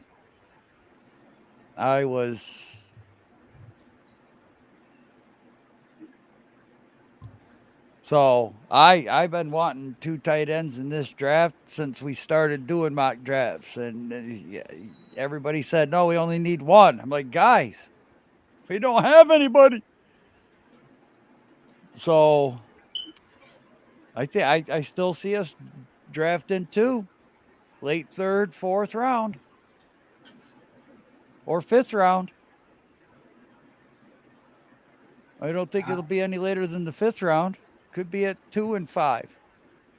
I actually like the situation that you said. What if a tight end goes late 1st, early 2nd, and they know Rucker probably won't be there in the 3rd round? I think they take him in the 2nd round. Yeah. And then look at another tight end. If somebody falls in the 4th or 5th, Don't be surprised. Yeah, Mark Bavaro was a 4th rounder. Yeah, and we struck gold with that one. We got lucky with that one. Yep. Mm. That's those guys that I want in this draft to strike gold with. Thank you. Jones have to go 27 TDs and 13 interceptions, Merrill will keep it. No, I don't think that gets it done. I'll be honest with you. Unless he takes us to a playoff victory, I don't think that gets it done. Unless we have something like three-headed dragon again with a couple of running backs and, we got 2,000 yards rushing, then you know what? Those numbers could get him another contract, Pat. If we're a grounding team, averaging, like what the Eagles did, Jones doesn't have to put up huge numbers to be re-signed. That's going to eat at people's souls too. Yep.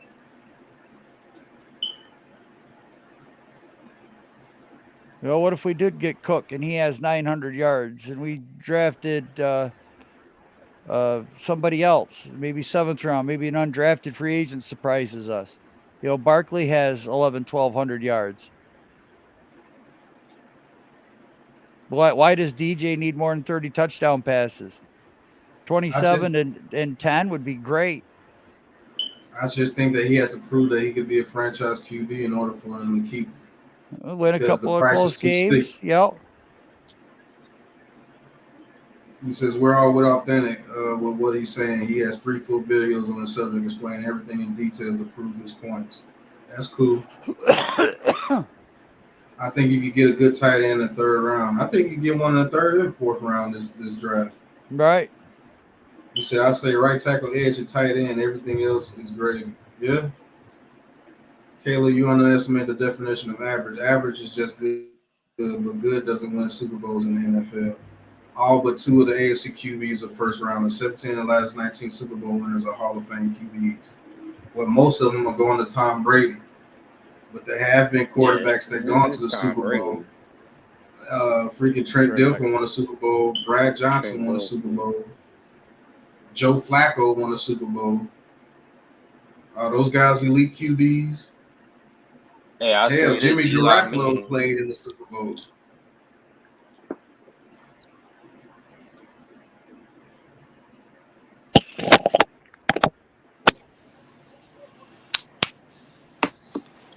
Yeah, I think we're gonna keep Bradbury, or unless they trade him at the unless they trade him at the draft. I don't see them moving on unless they trade him at the draft. He said, but Pat, as a head coach, how do you move on from QB that nearly got you 30 TDs for a complete unknown and a rookie other than salary implications? You can't just let a QB walk. Because if that QB turns out to fall back to what he was doing, then he's tied to your coaching career. And most coaches, the way they think, they want their own guy. They'd rather fall on their sword with their own guy. If they resign him, it would have to be a friendly deal, not near the average QB mark. Even Tiki Barber was saying on a friendly deal. Tudo, but y'all crush me for saying the same stuff. I guess if I had a channel, you'd take me on saying. Please bring on authentic and let them talk, please. It's hard to go back and forth in the chat. I put the link in the chat.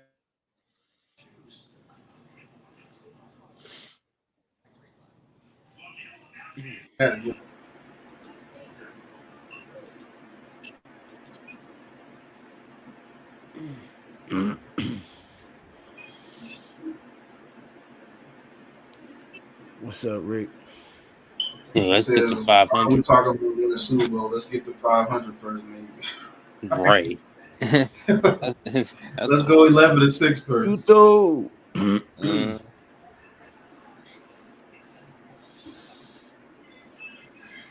Like I said, I just can't wait for the season because I just want to see growth.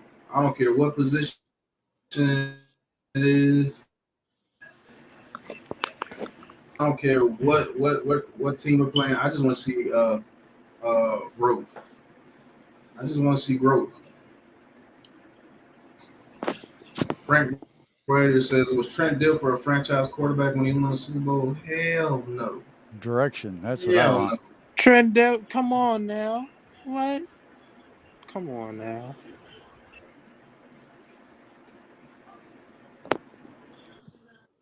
Oh my goodness.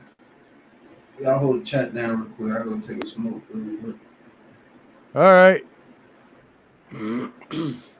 We got you. I'm going in and out. Well, you got him because I can't hold conversation like that. I know you can't. So where did he link it? There's the link. Hey, Rick says NYG22 versus everybody. NYG22 says, and I've been saying they were keeping Bradbury, and that's a smart move. Now we don't have to force Q cornerback in the first. It might not be a force. Frank Waters was Trent Dilfer, a franchise quarterback. He won a Super Bowl, right? Big time shout out to G Nation. Yo, yes, Levance. What's up, Levance? Right, the goal is 500. LMAO. Bengals were 2-14 before Burrow got there. Tuto, NYG22. Lots of respects, Paisano. We're all Giants at the end of the day. Kayla, left out loud. Tuto, homie. Frank Waters. What the F is a franchise quarterback anyway? Don't know. I guess somebody that wins games a lot or can or somebody that analysts like.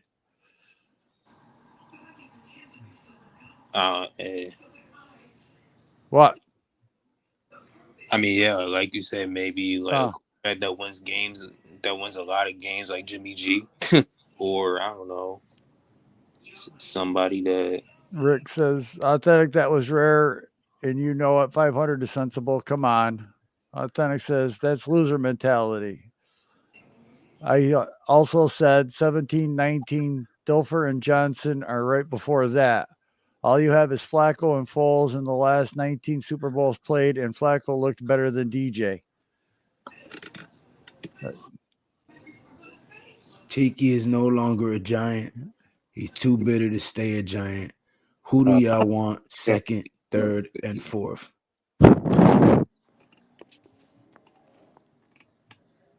Those are all going to be like who's left on the board as far as need, as far as talent. You know, can the talent outweigh the need, or does the need outweigh the talent? So, I mean, that's what you got to look at. You know, this guy you believe can be average, but this guy you believe can be above average, but the guy that's average, you kind of need that position filled a little bit more. No, but if he's below average, then you'd have to go with the above average, I would think.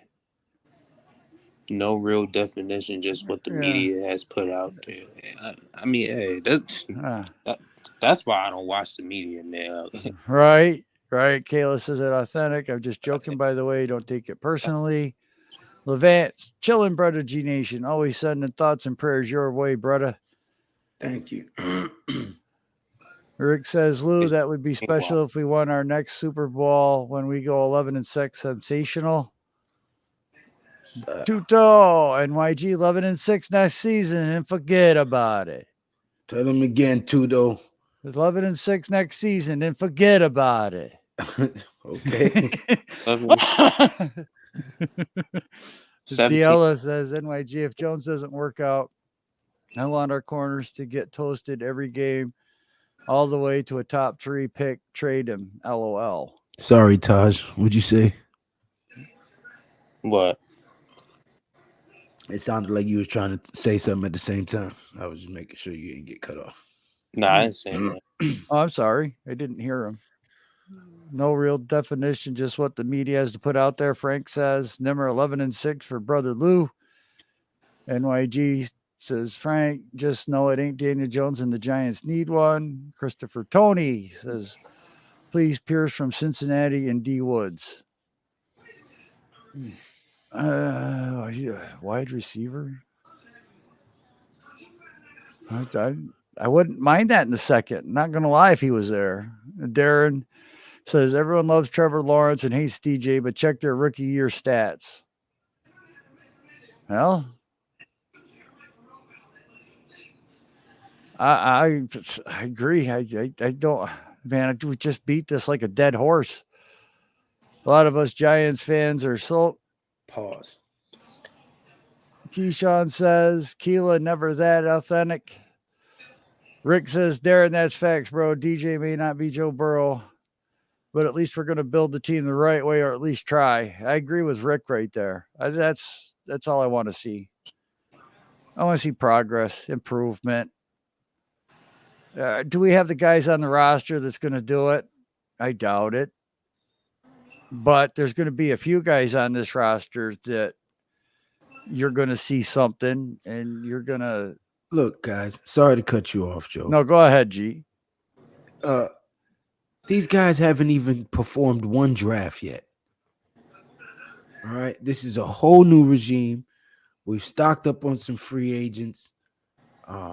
We got a player from Nigeria, and we still have the draft to do. Okay, we haven't seen what their scheme looks like, how the offensive line is going to look, what the draft class is going to turn out like. There's a lot of variables that we yet to have seen. All we know is that this is a young, intuitive, very smart, very different regime than what we're accustomed to having here. We're doing things a totally different way. There's analytics involved. There's young scouts. There's players who are more scouts who are more personable with the young players because they're more in the age range that can speak the lingo and can relate to these guys. So there's a lot of different nuances that are taking place behind the scenes that people don't see that are going to factor into how this team is going to be built. So before we start assuming that we're going to only be 500 or we're only trying to attain 500, let's see what these guys can do. Let's see what the offseason program turns out like. The mini camp and preseason. Now, by week 3 of preseason, we should have a pretty good feel of what this team's identity is going to be for this season. Okay, the chemistry should be good. Not to mention, there's still a trade deadline where some trades could occur mid-season. Okay, so there's a lot of things that are yet to be seen that can still happen. Some moves that can be made, some cap space that can be maneuvered around and contracts structured differently. So let's not get too caught up in what could be, and let's just see what's gonna happen. The draft is less than 2 weeks away, or it's exactly 2 weeks away, and let's just see what happens from there. I like that. I like that a lot. Oh, where did I leave off? Never that. I can see that. I believe it was authentic. When you look at Herbert on a 6-10 team his rookie year, you see a franchise quarterback easy. Nimmer says, I would tight end and want Jeremy Ruckert. He can block. And Trey McBride, he can catch. NYG says, authentic, you making good points. Some of the same points I've been making. Giants fans suffer from blind loyalty. They did the same thing with Eli and other players. Oh, Mag was good. I don't know how I'm showing blind loyalty, but I guess I am. So, Lou, good news. Linderbaum has a second-round grade. We might be able to get him at 36. Let's go. All right. Hey, if we get 36, come They're on. worried about his size. They really are. That's why he's dropped into the second from a top 10 pick. Rick says, easy. The dude couldn't beat the Raiders, who went to hell and back to go to the playoffs. Keyshawn says, you're right. So what makes you think DJ fits the scheme? And Pat is back. Thank you. Woo. Pat. He ain't got his headphones on yet. Yeah, I know. They got it on. I see it. Okay. What we talking about? That question right there. I just read it. You're right. So this one here? Yeah. No. No. Right above it. Funches. That one right there. Keyshawn Funches. He says you're right. So what makes you think DJ fits the scheme? What makes you think he don't fit the scheme? Wait, you don't even know. Look. Boy, my boy Pat be TTG, nigga. Oh That's man, my boy. Yeah, what makes you know? Like, right. What makes you think he doesn't fit the scheme? What makes you think he doesn't? Shit. Nigga. Silly ass Oh. shit. Right boy. back to oh, trying to Oh, kill my Lou over God. there. He says This Kayla, he boy ain't making came it to the right in. second round. NYG 22 has Daniel Jones played the 2022-2023. I might have missed it. You seem to be able to see the future. Right. He says at NYG 22, I just use my eyes, man. The results ain't there because the results ain't around them. But hey, look, I this is my last thing about this to tomorrow. I can talk to NYG personally. But I would like to see the quarterback that would have came in. And everybody want to say excuse, but you guys are the same thing as spewed out your guys' mouth. I'm so tired of this conversation. Yeah, this is the last thing, man. If you have an owner that does not know what he's doing, if you have a GM that can't draft, if you have a head coach that's not supposed to be a head coach because he became a head coach out of necessity because they couldn't get who they wanted, and he was an offensive special teams coordinator, and you say that he was one of the worst coaches in the league. You say Jason Garrett was one of the worst offensive coordinators in the league. His scheme was absolute trash, and people knew the play before they went out there. If he had one of the worst offensive lines in football, okay, let's say the Bengals' offensive line was worse. We had the Matt, second what's worst up? offensive. What's going on, Matt? We had the second worst offensive line in football. Then on top of that, we had one of the worst defenses going into halftime because we gave up the most points before halftime. Do you got Saquon Barkley hurt? Andrew Thomas got hurt. Gates got hurt. Lemieux got hurt. You got Nate Solder, that right tackle, who does not deserve to be in the league. You got Will Hernandez at right guard that can't pick up a stunt to save his life. You got Billy Price, who's on his ass more than he's standing up, and he falls by him damn self. He don't even get pushed. He fell by his damn self most of the time. That man gets pushed by the air. You got Scurry and Bredesen, who are just learning a new system. You got an offensive line coach who checked out around week 8. You got a tight end in Evan Ingram that's not dependable. He drops passes. He tips the ball up in the air and gets you interceptions all the time. And he's not a good route runner. He works hard, but he's not a good route runner. He's just a speed guy. You got Kyle Rudolph, who was just ass. You said that he's washed. You got Kenny Galladay, who's always hurt. He say he's not worth the money. He quit. You got Kadarius Toney, who some people are saying that he doesn't want to play football. He's not into the game, and he was hurt. You got Riggs, who was hurt all the damn time. You got Ross, who's a former number 1 draft pick, not the number 1 overall, but he was a first-round draft pick that you say is not good. You got Colin Johnson, he got hurt. Ross got hurt. Like, what the hell are you supposed to do? What the hell are you doing? Falling behind. And you still say the QB is average? That's a feat in itself. Average? Just all the stuff that I just said was fact. I would expect them to be trash. Average? Everything that I just say. I'll be right back. Boy, y'all internet be killing me. It's fact. Pat. And if you say that, am I back? Yeah, you back. Yeah, Everything I just said right there is fact. You name one quarterback in this league that could come in and just be dynamite with that situation right there.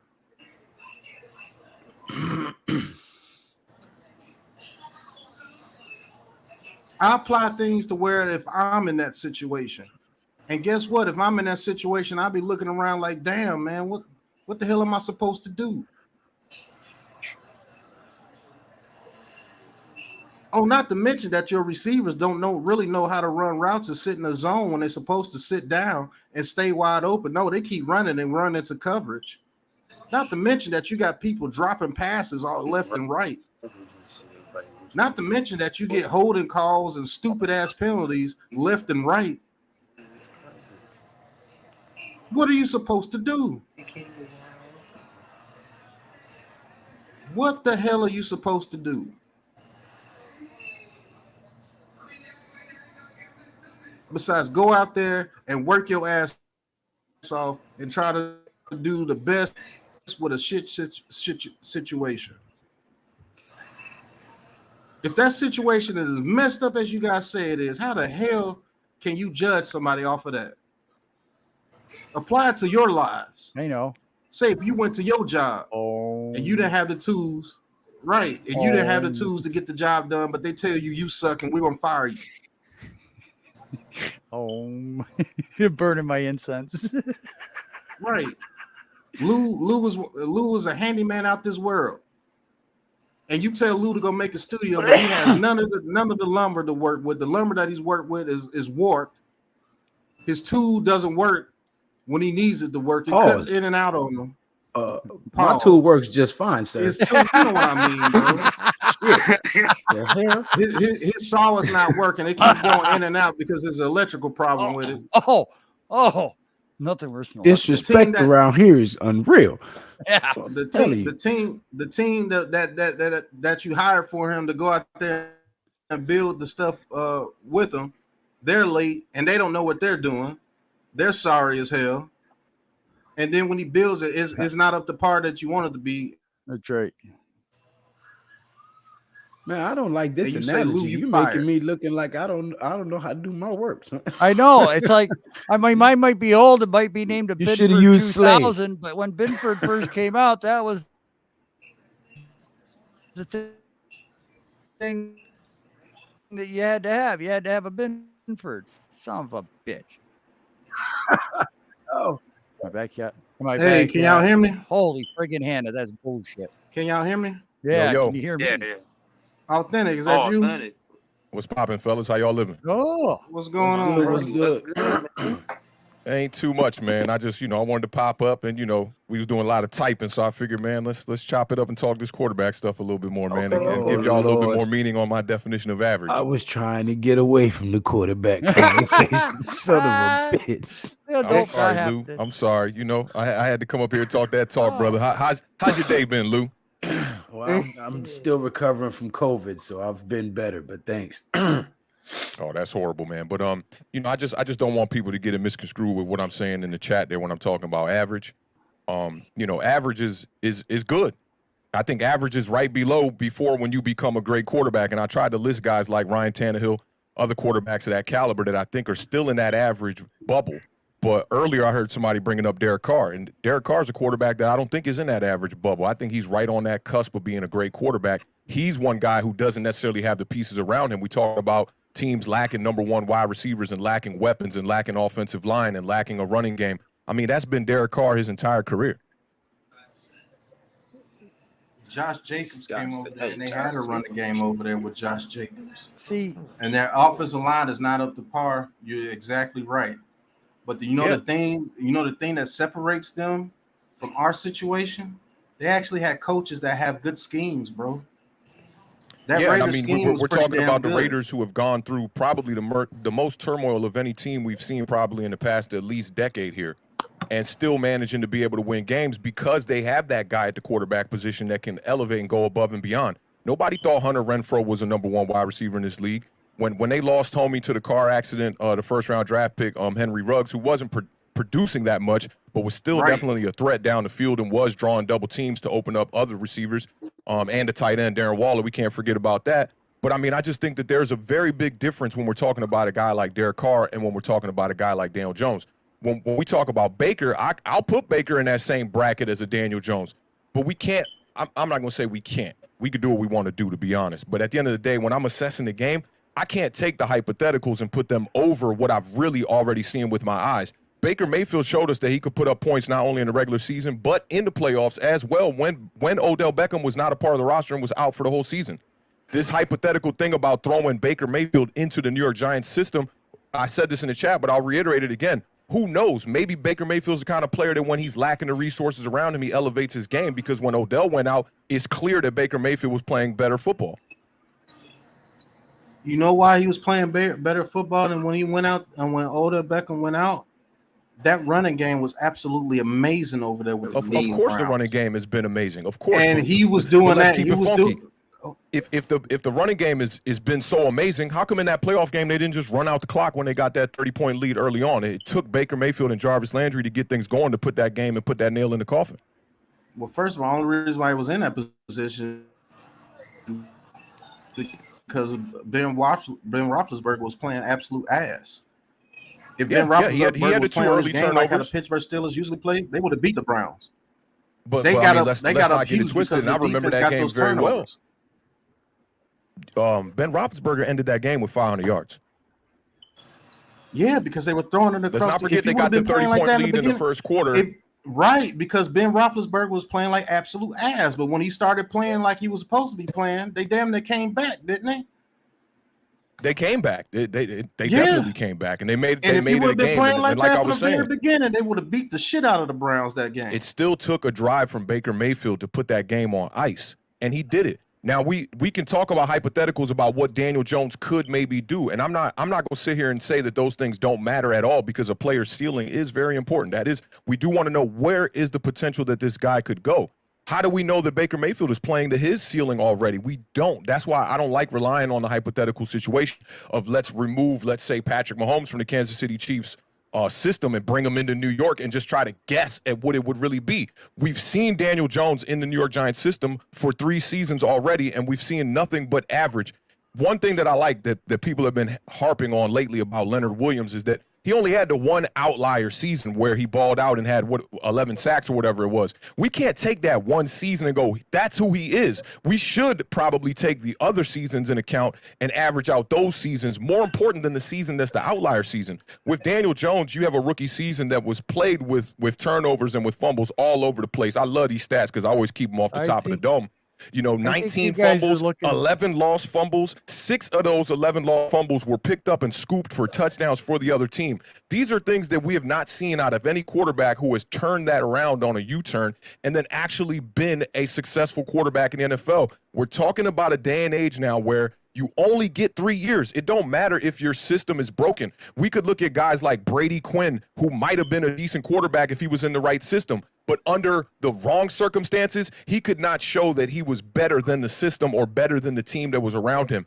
It's why I brought up Justin Herbert. Justin Herbert was on a team that won 6 games his rookie season. They had the 31st ranked offensive line. They were the 9th ranked offense. I know he's got better weapons than Daniel Jones, but from the system that we saw him within with our own eyes, that's a different kind of beast at the quarterback position than what we have.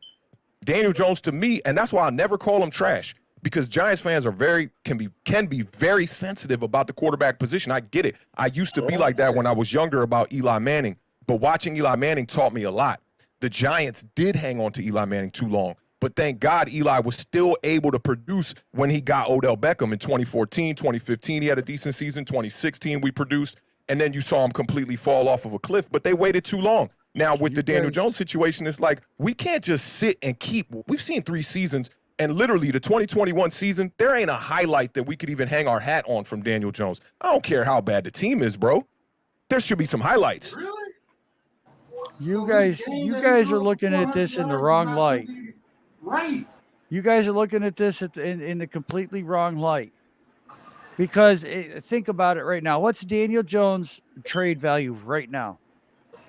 Nothing. The money is already paid, bro. I'm not even thinking about trading. Okay, hold on, no. All right. So if he goes out and he throws 28 touchdowns, 10 interceptions, do you think his trade value would be higher than what it is right now? Yeah. Okay, so isn't it smart for the Giants knowing they can't get nothing for him right now, but next year, if we turn this kid into something, we could pick up an extra draft pick from him. Totally, but I'm not here saying that Daniel Jones should not be the quarterback entering 2022. I'm not saying that. All right, let's not get it twisted, right? Right. That's why I want to make sure everybody's on the same page on what we're talking about, because some people could interpret that. The problem that's going to happen when the scenario that you're presenting here, the problem that's going to happen is if he balls out, the Giants are going to be in a very, very, very tough situation. Because now you're going to try to go off that one outlier year to try to give a guy starting quarterback money in the NFL in 2023. And then what if he regresses back to what he was in 2020, 2021? Well, here's that's why the thing. you franchise him. Right. We could franchise tag You him. could If franchise him. And if you out, franchise him, he's going to take up a big chunk of your cap. it's only $27 million. To franchise Daniel big Jones. Money. You know, if you look at Carson Wentz right now in with the Washington Commanders, if it wasn't a zero dead cap hit for him after this season, that contract would make no sense at $28 million. It would make no sense because even Carson Wentz, who's a quarterback right now who has proved more than a Daniel Jones, Carson Wentz was on the MVP trajectory the season that they won the Super Bowl in 2017, I believe that was. Daniel Jones has not shown us that spark. The biggest spark that I remember from Daniel Jones is in the preseason before his rookie season. So you're saying that Daniel Jones hasn't played any good games, like he hasn't played a game where you'd be like, I'm not saying that. He has. Hold on. I'm saying you're saying that he hasn't played any good games to where you'd be like, man, that kid might actually have something. So you're saying he has played some good games, but you got to understand it like this. From him. A glimmer has to happen in streaks. Think about the times you remember Daniel Jones going back-to-back games with multiple touchdowns. It's so rare, bro. Great quarterbacks aren't having that problem at all. Authentic, you played football before, bro. What you have around you and the scheme, just the scheme alone can make you a better quarterback if the scheme is good. The scheme that we had, people already knew the plays. People already knew the plays when you were going out there. That's fine. And then you guys are not taking account that everybody was hurt. Do you think we had the worst situation in the NFL? You don't think that entering the 2021 season, the Houston Texans didn't have a worse situation than the New York Giants? There's only about one or two teams that you could say that had a worse situation, and that was the Houston Texans and the Detroit Lions. And so tell me this one: why is Jared Goff with scraps from the New York Giants roster? Let's keep it funky because I forget who that wide receiver was. He was an ex-Giant. Khalif Raymond. That was his name. He's out there balling out there with Detroit, and Jared Goff putting up decent numbers. Is Jared Goff a better quarterback than Daniel Jones? Put Jason Garrett over there with the Detroit Lions with that scheme. They have a different scheme, bro. Our scheme was the worst in the league, and it's not even close. Okay, I'll give you that. But great talent can exceed a bad scheme and at least show you something. What talent was out there on the field with him? Barkley was hurt. Galladay was hurt. Tony was hurt. Riggs was hurt. So when I say first three games that he had everybody on the roster, when I say that the first three games where he had everybody on the roster, what is your rebuttal to that? Why wasn't he playing well the first 3 weeks? In the beginning of the season, the first 5 games, he's one of the top quarterbacks. His game against the Broncos is mediocre. What was the opening day was against the Broncos. One game against the Broncos. Week 2, I was at Washington. He played well against Washington. Yeah. And then what was week 3? You should have had 4 touchdowns in that game. Week 3 he got the touchdown called back on the hold. And against the Falcons, he didn't play great. Come on, man. He had a 90 passer rating throughout the first 4 games, and Giants fans were hanging their hats on a 90 passer rating. At the end of the season, if you would have had a 90 passer rating, hear this. At the end of the season, if you would have had a 90 passer rating, you would be ranked in the 20s of the quarterbacks in the NFL. But that's a great feat with what you have around you, bro. None of these quarterbacks what talent did he have around him? Listen, for me, I can speak for myself, right? I'll speak for myself, and I guarantee you I could find content from all of y'all on this panel saying the exact same thing. Entering the 2021 season, we thought we had one of the better rosters on paper. We thought we upgraded that position. I'm using this comparison within the first 3 games of the season. That's what I'm saying is, why didn't he ball out in the first 3 games of the season when everybody was healthy? Because you say because the roster was trash and the scheme was trash. Well, I'm saying that the roster was not trash. Bringing in a guy like Kenny Galladay who was catching touchdowns from David Blau in Detroit, you going to tell me that scheme too? Yes.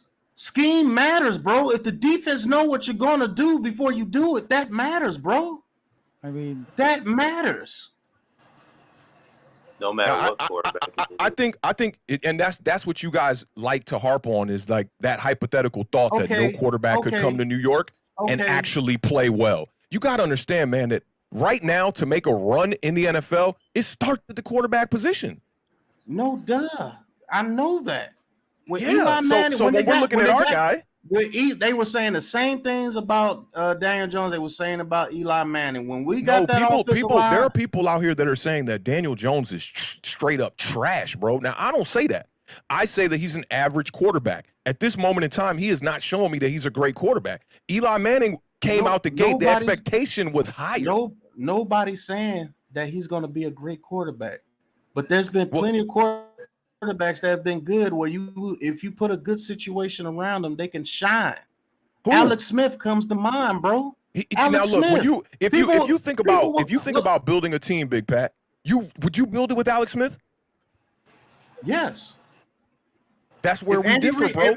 I'm not looking for Alex Smith. Alex Smith made it to the NFC Championship game. He would have been in the Super Bowl if it wasn't for us. Yep. With the Chiefs, he was doing damn good. With the Chiefs, he was doing damn good. He was playing decent ball. He was playing decent ball to the Chiefs. I'll give you that. And then when Patrick Mahomes came, it was like, whoa. What were they saying about Alex Smith before Jim Harbaugh got with the 49ers and brought that system there that would accommodate him better? They were saying Alex Smith was the worst #1 pick at quarterback since I think Jamarcus Russell and Tim Couch. He might have been.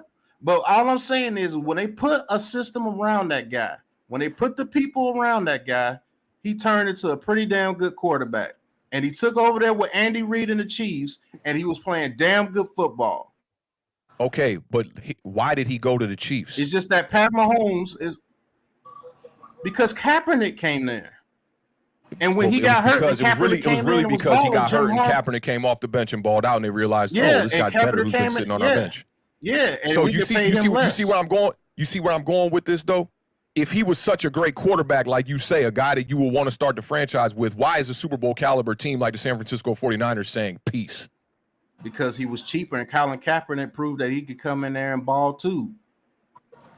Yeah, it's we're dealing with a situation where Alex Smith was playing well when he left the 49ers. You remember they had the three first seasons. He had a different coordinator. They finally started getting things under his belt, and they started winning games.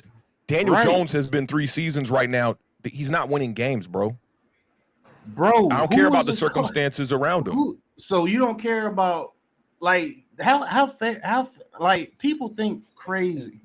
Like you don't listen, like that doesn't matter. You want to see that this can be a guy who can string it together in multiple occasions, even on a bad team.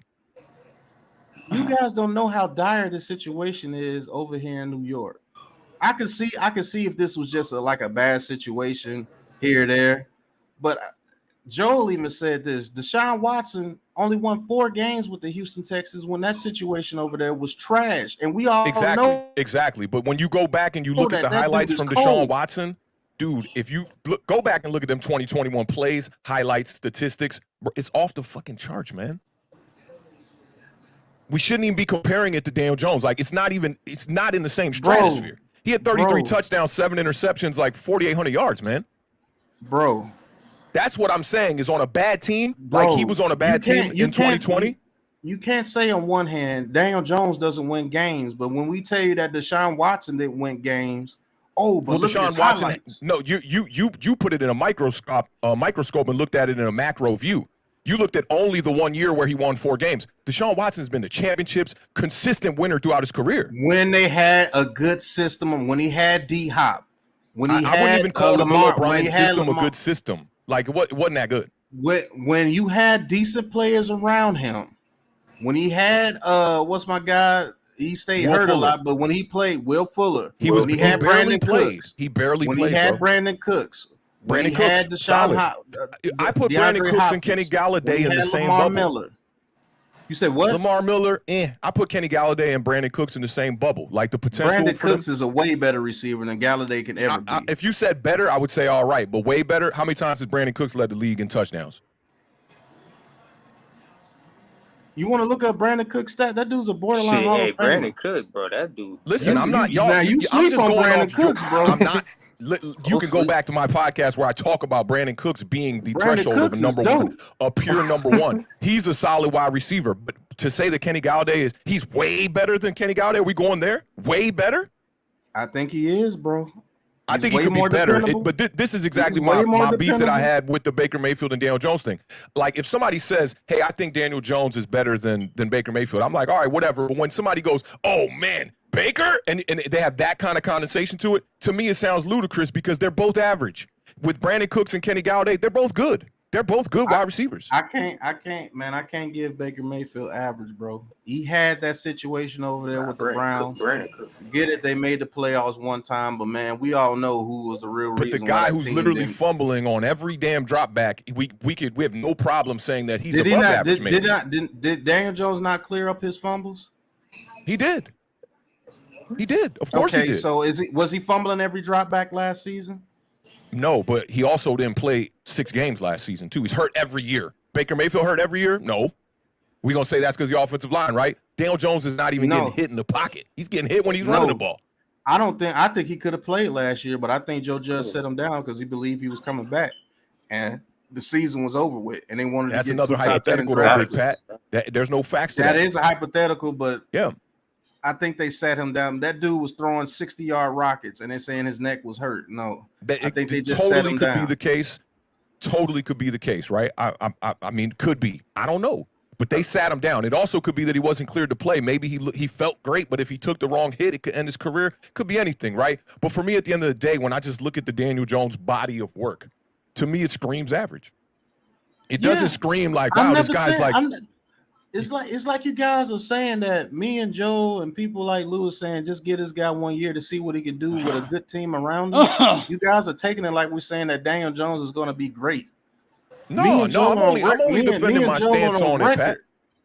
I know I'm not going at you authentic. I'm just saying, like, I say it's average, and so many people have a problem with me saying that he's average. But it's like average is good. No, there's some good quarterbacks that have been average. People like Trent Dilfer have won a Super Bowl. I was just gonna bring them up, right? Like Brad Johnson is probably like just above average. I put him in like that Sam Bradford kind of category. Like he could stay healthy, he could play okay, right? But like they not great, and they did make it to a Super Bowl, right? Right. But those guys are years ago. The Brad Johnson Super Bowl is even 2000 or before. Right? Or like 2003, maybe. Trent Dilfer is before 2003. Who won the last Super Bowls? That's why I brought up that 17 of the last 19 quarterbacks to win are Hall of Famers, pretty much. Because it's only Nick Foles and Joe Flacco. That's it. Yes. Joe Burrow's probably going to be a Hall of Nick Foles is definitely average. Joe Flacco is below average. Let me say it again so you understand what I'm saying. Like 17 of the last 19 quarterbacks are all potential Hall of Famers. The two that aren't are Foles and Flacco. You got Russell Wilson. You got Joe Burrow. We already know about the Tom Brady ones that's up there. It ain't nothing but great quarterbacks. Literally nothing but great quarterbacks. So Peyton Manning was there. Russell Wilson, Peyton Manning. Aaron Rodgers, Drew Brees, Ben Roethlisberger. That's it. And guess what? It ain't been nothing but great quarterbacks. And guess what? You can't say that none of them teams that they went in there weren't above average. None of those teams that they went and won that Super Bowl with had any of the defects that this team has. And all I'm saying about Daniel Jones is you can't. This ain't a Super Bowl team. This is not even a good winning team. This is not even a decent team. And but how much of that's going to lie on the quarterback, though, bro? That's what I think a lot of people are overlooking. Y'all act like we're saying Daniel Jones has no blame, bro. You've been on my show where I broke down film of what Daniel Jones needs to work on. It does involve the quarterback. I'm not denying that at all. But you do have to take into account everything that has broke and it has come out about this team, especially last year. That has to affect everybody. If you've got coaches not doing their job, how's a guy supposed? There's 19 guys that are free agents right now that were starters or players or participated on the field that are unsigned because of Garrett and because of Judge and because of Mara, because totally. What they did and it's still early. It's still early. Those guys that we cut, they wasn't signed around this time last year. Well, I'm just saying that, but there's still 19 of them that they're not even getting looked at. We got guys like that playing on this roster. Right. My goodness. Right. Yes, I understand that the Giants roster has some deficiencies to it for sure. And the number one problem is these guys can't stay healthy. The coaching staff was bad, but I don't think we're dealing with the situation some deficiencies. And I was going to make a great comparison. We ain't the Jacksonville Jaguars, my dude. So the Jacksonville Jaguars, are their receivers better than ours? The receivers that played, not the receivers that's on paper, but they never played. Their receivers out there. I think they got Laviska Shenault. They had DJ Chark. I think he got hurt. Chark got hurt. Was Dede Westbrook? No, Dede Westbrook went somewhere else, I think, this past season. I think so. I don't think so. But healthy or not healthy? You know, they had Chark injured. You know, that is. And I use the Houston Texans as another. And I use the Detroit Lions. It's like when you saw Jared Goff this year in the Lions system, you were like, man, that's a guy that, yeah, he averaged, but I could maybe win some games with him. When you saw Davis Mills with the Texans, yeah, granted, they got a number 1 over there who I think is comparable to Kenny Galladay, but y'all think Cooks is way better. You know, I think he's comparable. He had a number 1 over there. Davis Mills looked a lot better than Daniel Jones did this past season. And he stayed healthy for the most part. Ain't all 3 of those teams picking before we do? Yes. But I'm only bringing that up to show you about the flashes, about how you see the flashes in a quarterback on a bad, awful team. That's where we get it. That's where we get to. Everybody wants to see a flash. If Daniel Jones was playing like a Michael Vick and we went 4-13, I think you guys will have a different tone. But you still have the same record. I go by wins and losses, bro. Are we assessing a position or the team?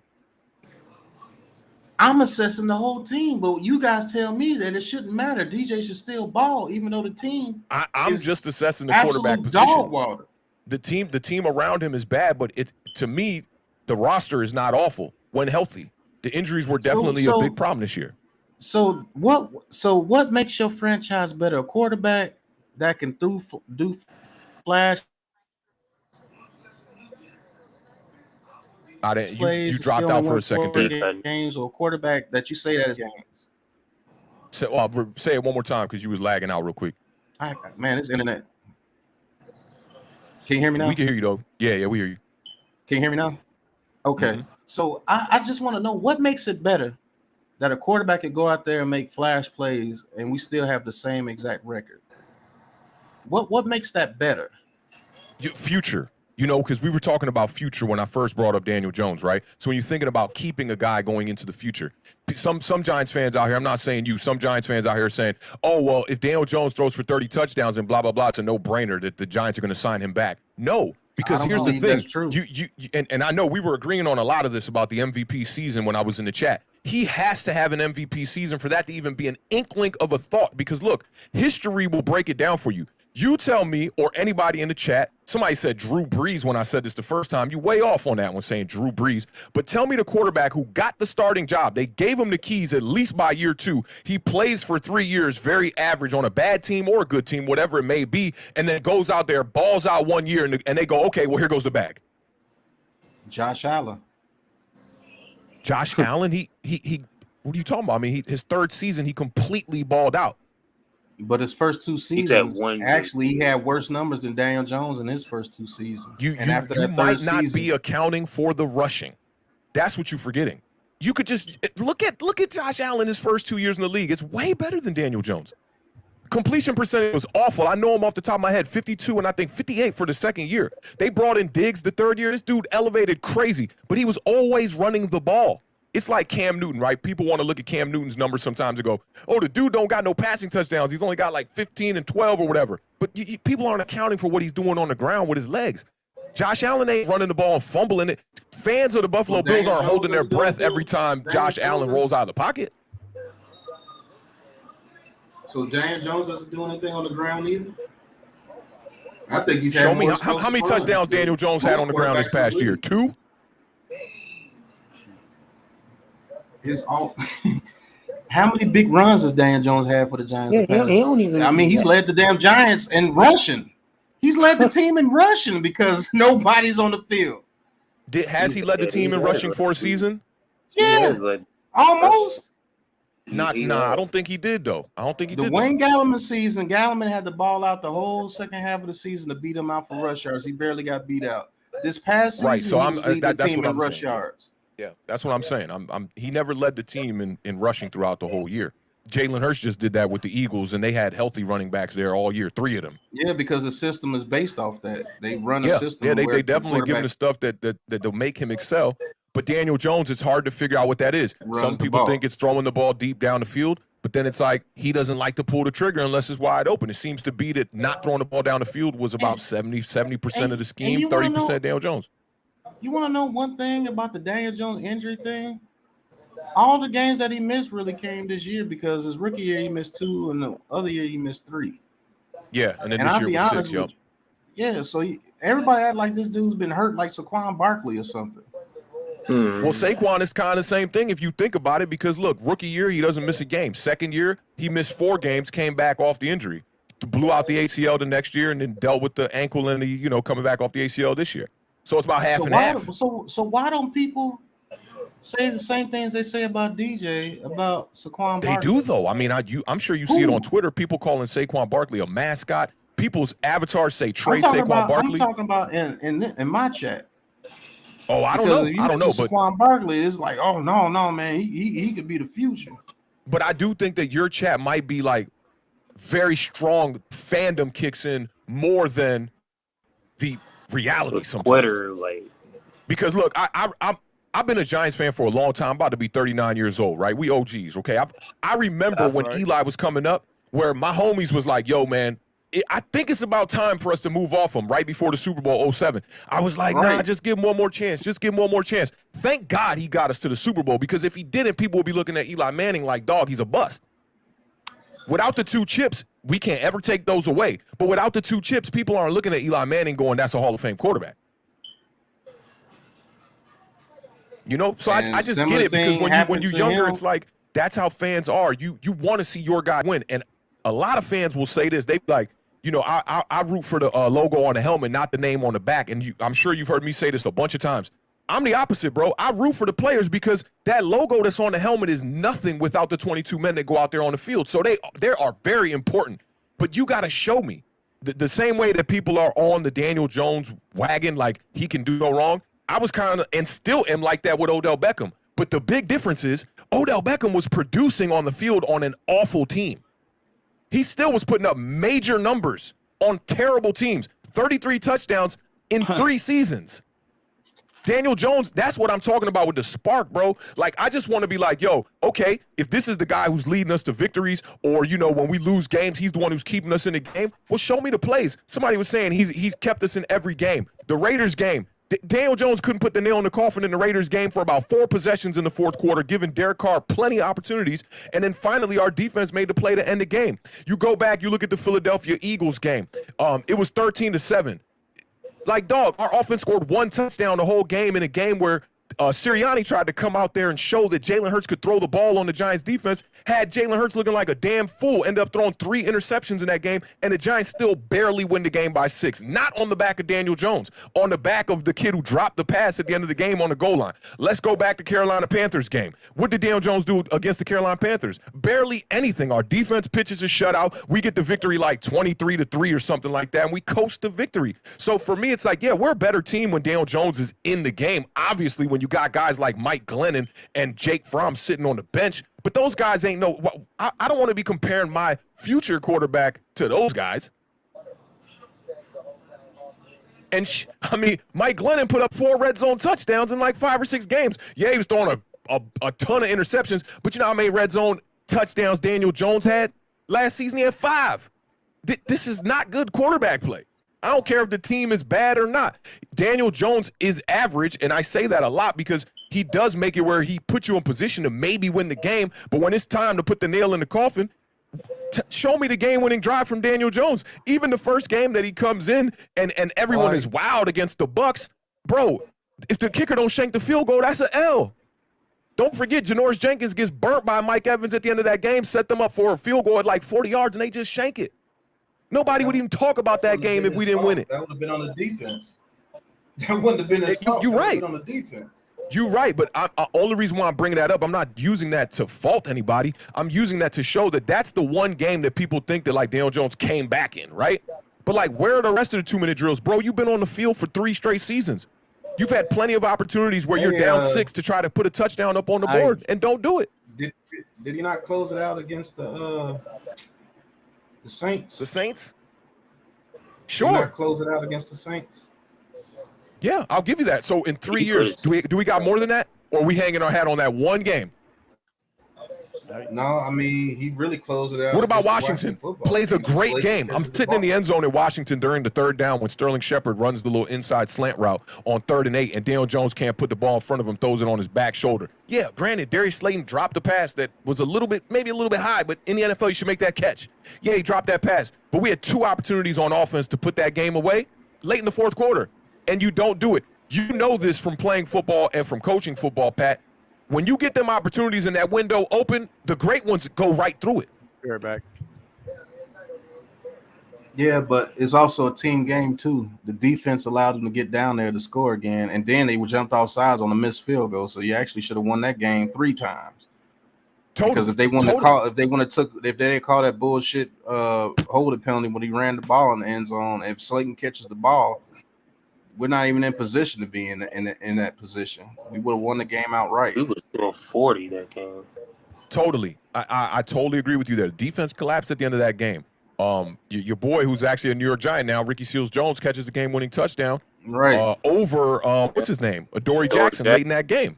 You know, and to me, it's like, even when I look at a guy like Taylor Heineke for the Washington football team, he don't got half the skill set that a Daniel Jones has physically. But there's something there that he has that Daniel Jones don't have.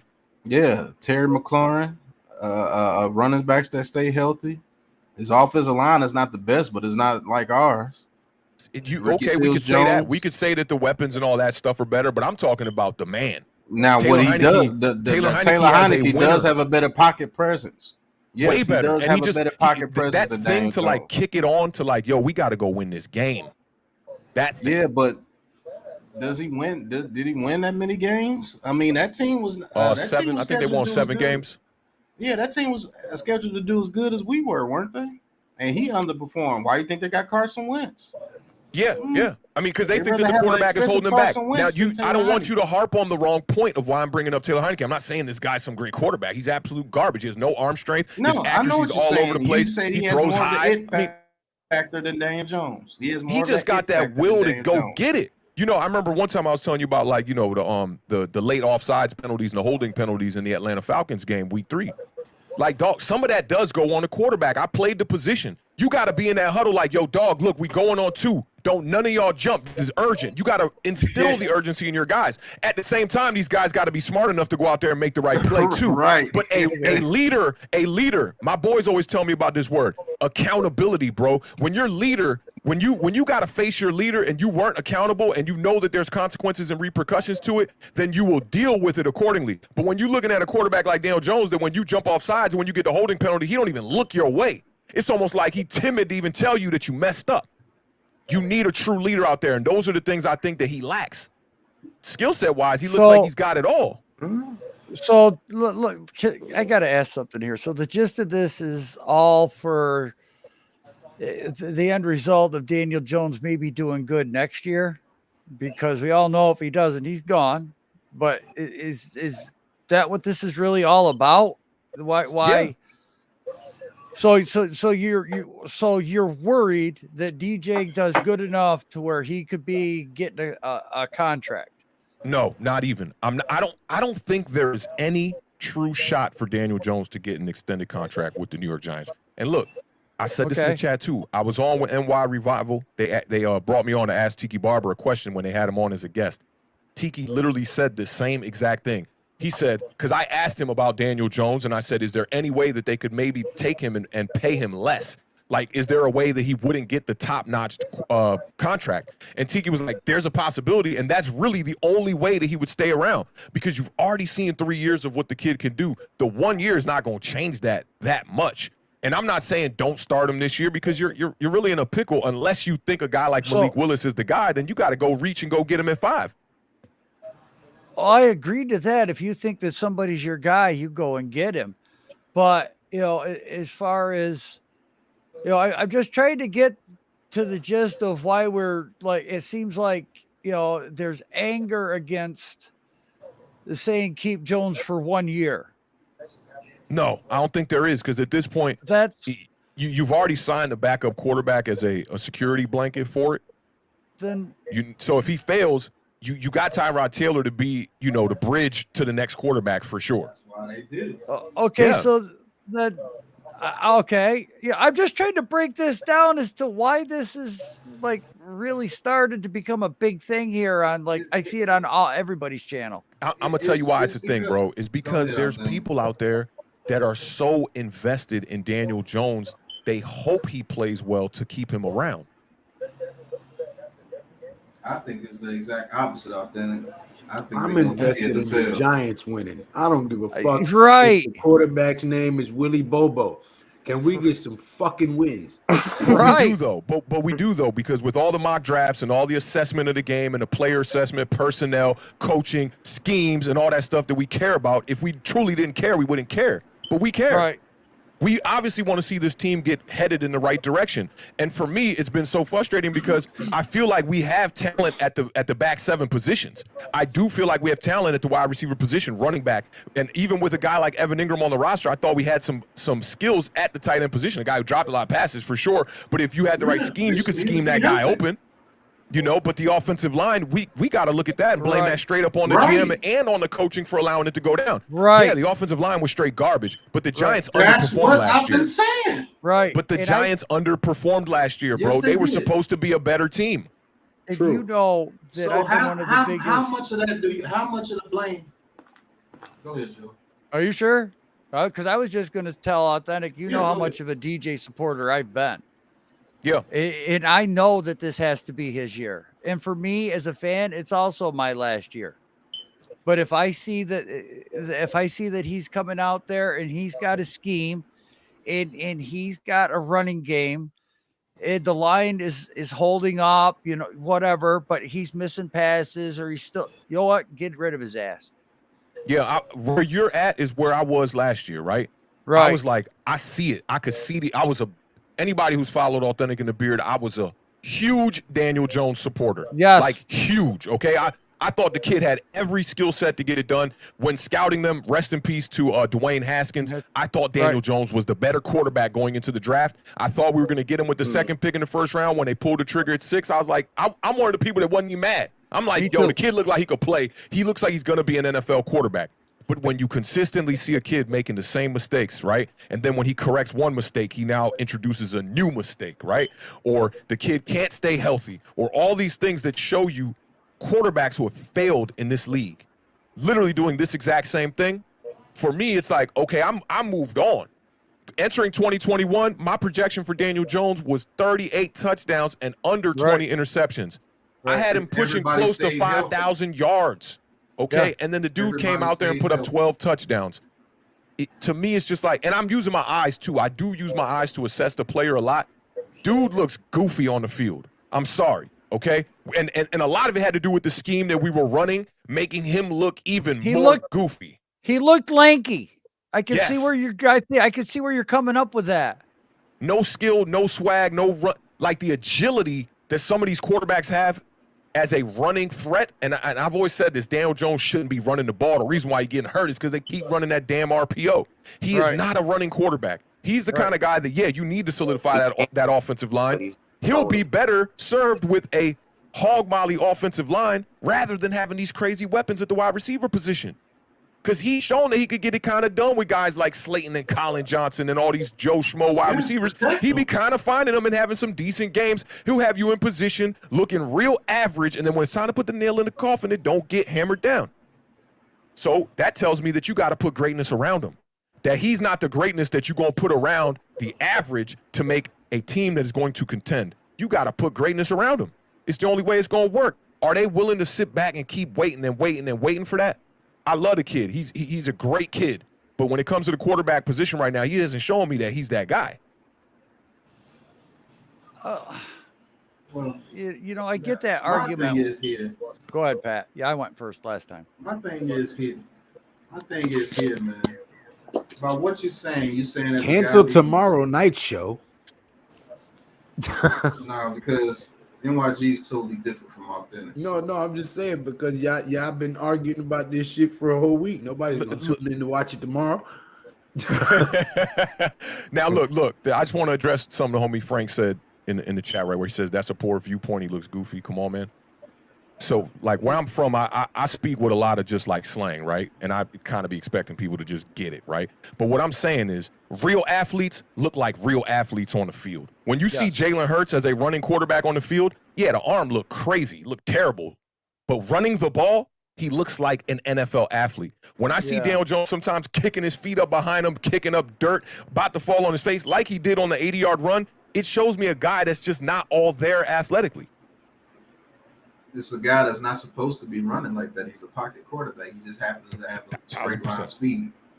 1000%, bro. See, my problem Eli Manning was looking goofy too sometimes, but he knew how to restrain it. He's like, I'm not about to be out here running around the pocket looking all Eli crazy. Manning looked terrible when he ran the ball. Yeah, he looked terrible. But when he was in that pocket, but when he was in that pocket, Pat, the dude looked like Cap Rooney. You know what I'm saying? The man was in that pocket slinging the ball. So authentic. This is my point. When they blocked for that kid made plays. When they blocked for him with Andrew Thomas, when he felt comfortable with Andrew Thomas those 4 games, yes, with the wasted pieces that he had out there, Saquon Barkley wasn't playing that much. He looked good. Yeah. Did he look like a Mahomes or anybody? No, he's not going to look like that. He's never going to look like that. But he is a quarterback. Okay to me. He looked okay.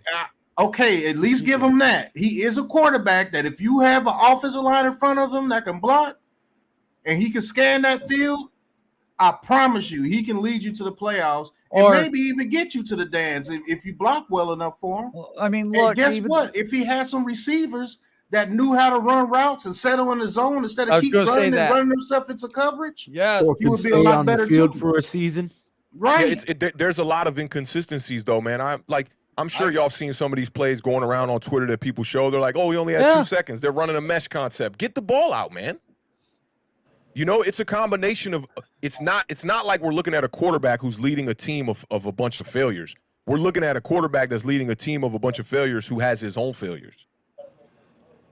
Yeah, but, you know, I still got to, you know, we ran curl routes 59% of the time, I think it was. That was the most we ran the most curl routes at any team. Right. So, I mean, what the hell is the kid really supposed to do? I mean, I don't like what's coming. I don't like the curl routes much either. But you know that whole Garrett system is to set up the big play down the road, right? It's come back, come back, and then finally you get it. And drop it. I don't know why they weren't pulling the trigger. I don't know. You know, but I know there was times where I saw on the 22-man cam Kenny Galladay running down the field one-on-one. He's covered. I'm throwing the ball up. Right, and I think they were telling them not to do it. You're right. I do think that. I can answer that question in the words of a not so intelligent guy. It's not always the goal of an offense to score points. That's what Joe Judge said. Yeah, Joe Judge said that. Yeah, Joe Judge said that. So I remember all I'm trying to get people crazy. That was authentic. Authentic in your case, all I'm trying to get you to see is that scheme matters, bro. Right. Of course. Scheme matters a hell of a lot. If you don't believe it, what was Case Keenum before he got with that scheme with the Vikings? He said Keenum. Boy, you country. Case Keenum was with Washington, and he was all right. He was all right. He was average. When he went to the Vikings, he played at a Pro Bowl level. He did for that one season. The scheme was better. Scheme matters, I think bro. Case Keenum is what he is. Like we you know, I watched him in Washington. I lived down here in Washington, so I watched him a lot. He is what he is. But when you put him in a different scheme, that scheme that he ran over there, I think Pat Sherman was the coordinator over there. I am what I am, and that's all that I am. The numbers are okay. He was a game manager. He didn't turn the ball over. 3,500 yards, 22 touchdowns, 7 interceptions. Right, and he looked like a way better quarterback than what he looked anywhere else. I don't want that guy either. Like I said, Case Keenum. I'll take Kirk Cousins, but I don't want that guy. I don't want that. Kirk Cousins is barely better than him. And Kirk Cousins had more have been around consistent, bro. Consistent. Yeah, but when it comes to winning time, right? When it comes to winning time, does he get it? Does he get it done when it comes to winning time? Sometimes. Not when it's prime. Not when it's prime time. I mean, dude, look, Kirk Cousins, since he's been a starter, 4,000 yards every year. Come on, man. Yeah, he's in a different caliber. He's in a different caliber. When he was with Washington, He's had over 100 quarterback rating for the past 3 seasons and the last year when he left, or 2015 actually, when he was with Washington, not when he left Washington. When he was with Washington, he had 101 passer rating as well too. 4,000 yards from every year from 2015 to now. And he's never thrown more than 13 interceptions in the season. Vikings, he had Thielen and Diggs. Of course, I mean, he had Thielen and Diggs out there who are normally healthy. They balling. They balling for sure. Never mind, because that's a hypothetical, so that don't matter. I hate the hypotheticals, man. I gotta keep it funky. I don't know a quarterback in this league that could have shined in this situation over here with the New York Giants. Yeah, and I'm just gonna be honest with you. I don't think that's what I'm trying to say at all. Like we were a bad team, right?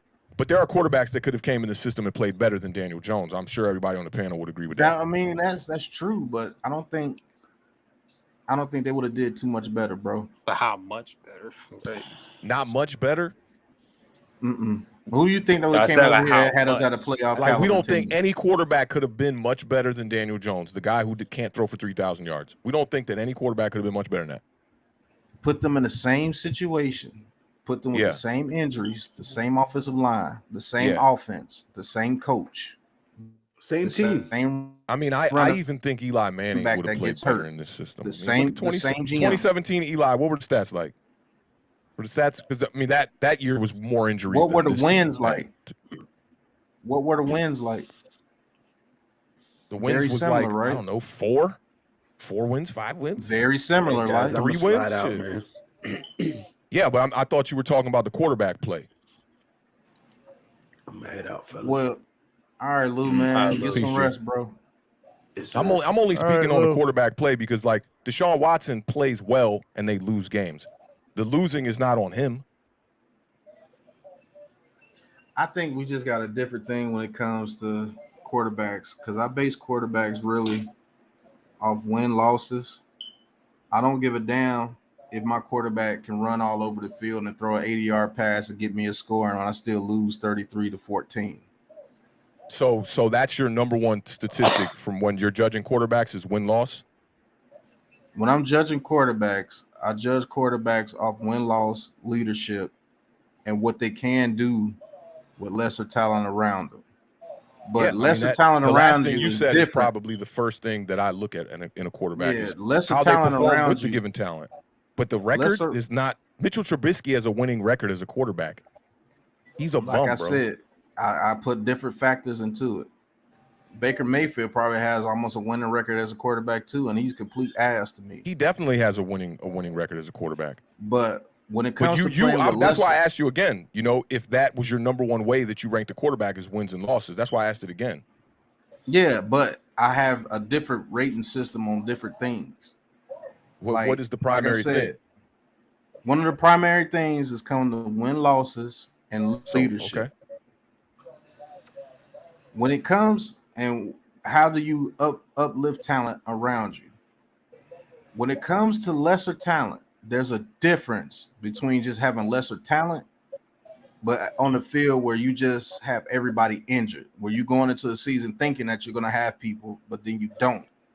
There's a difference what everybody on the roster is getting hurt. If it was just Riggs got hurt and he had Kenny Galladay and Tony out there all year, and the scheme was cool, like just say if Patrick Sherman was still here and he was in a Patrick Sherman system, and he threw 24 touchdowns in that system. Yes, I know he had the fumbles. That's cool.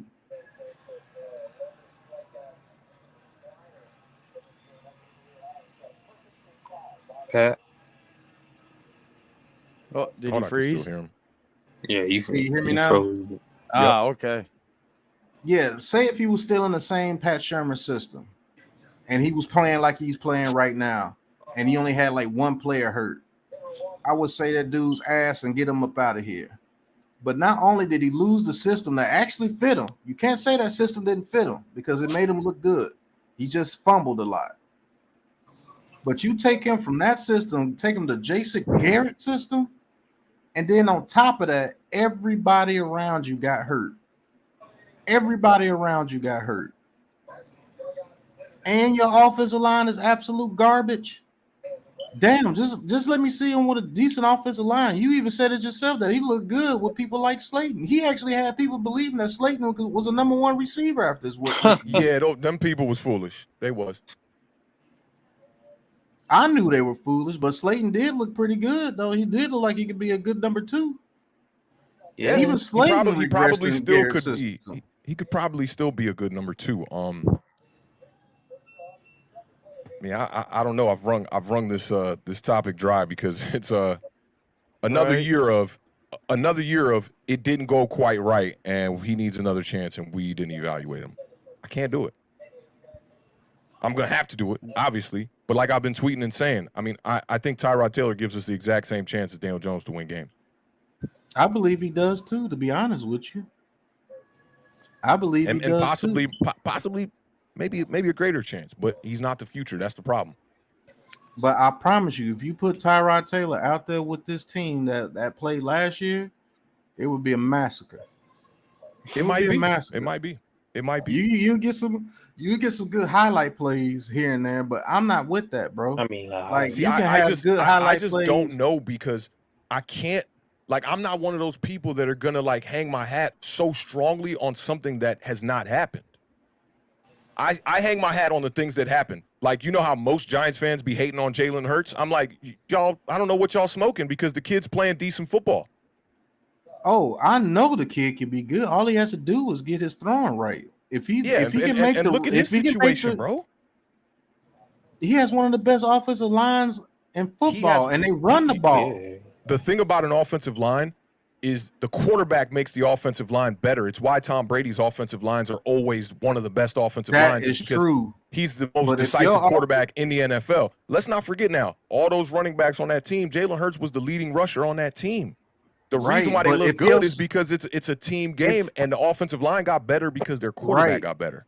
But if your center is falling on his ass and nobody's touching him, if your offensive linemen are getting ratings of a 6, that was a one-play thing that you brought up there, and I have one saved from Jalen Hurts where he says hike and his left tackle doesn't even get out of his stance. The defensive end got the clean rush on him. You know what happened? He's athletic. Yeah, Jalen Hurts got that was that out of amazing dodge. play. Yeah, that's what he does. And he only got a yard on the play. But those are the kind of things I think that make quarterbacks great. Okay. And a guy like Jalen Hurts, if you develop the throwing, is Peyton Manning great? Is Peyton Manning great? Oh yeah. Just one of the most decisive quarterbacks in NFL history. Right. Would Peyton Manning be able to Peyton does get out of that situation. Yes. Really? Yes. So you know what he does? He sees the lineman not move, and he throws the ball out of bounds. We've seen it a billion times, Pat. Okay, cool. Jalen Hurts gained a yard on that play I'm talking about. It ain't like he turned it into 25. He only gained a yard. I know because the situation was so bad. Yeah. That he could only get a yard out of as athletic as he is. That situation was so bad, but that didn't happen to him consistently. And that's exactly my point. I know the play you're talking about where Price fell on his butt. I know I'm talking about Nate Solder. You got throughout the whole season. You said the center. You said the center fall on his butt. The center didn't know who to help when it came to stunts. Your right guard didn't know how to pick up a stunt to save his damn life. But I'm talking about the fall play was one play. I remember when he fell back and they tried to stick his leg out. And then the left guard was getting beat on the same play. I remember the play, and Daniel Jones was looking crazy. You know how many plays the left guard and the center and the right guard allow pressure to come straight up in his face? Yeah, that happens, bro. And I think same thing happens in Philadelphia. When we looked at Philadelphia entering 2021, people were like, man, they might not even win a game. No, bringing in a rookie to be the #1 wide receiver. That kid, Jalen Hurts, could be special if he works on his pass and like literally works on his pass. On accuracy, man. If he learns how to throw a back shoulder throw, get him a bigger receiver. You let Smith work the middle. Yeah, I think he can be a very good quarterback. That's a quarterback that was a bad team, bro. You know, they had some pieces still in play, but when I look at their roster, they had better coaching than us in the back half of the season, especially. Nick Sirianni looked crazy in the first 7 games. You know, but once you realize Jalen Hurts is the guy he is, and you can run the ball with him every play.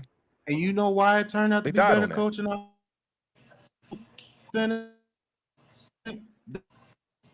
They realized, look, you got him an offensive line. Running and we the got ball. a quarterback that can run this ball like no other in this league. And they beat every last one of them teams.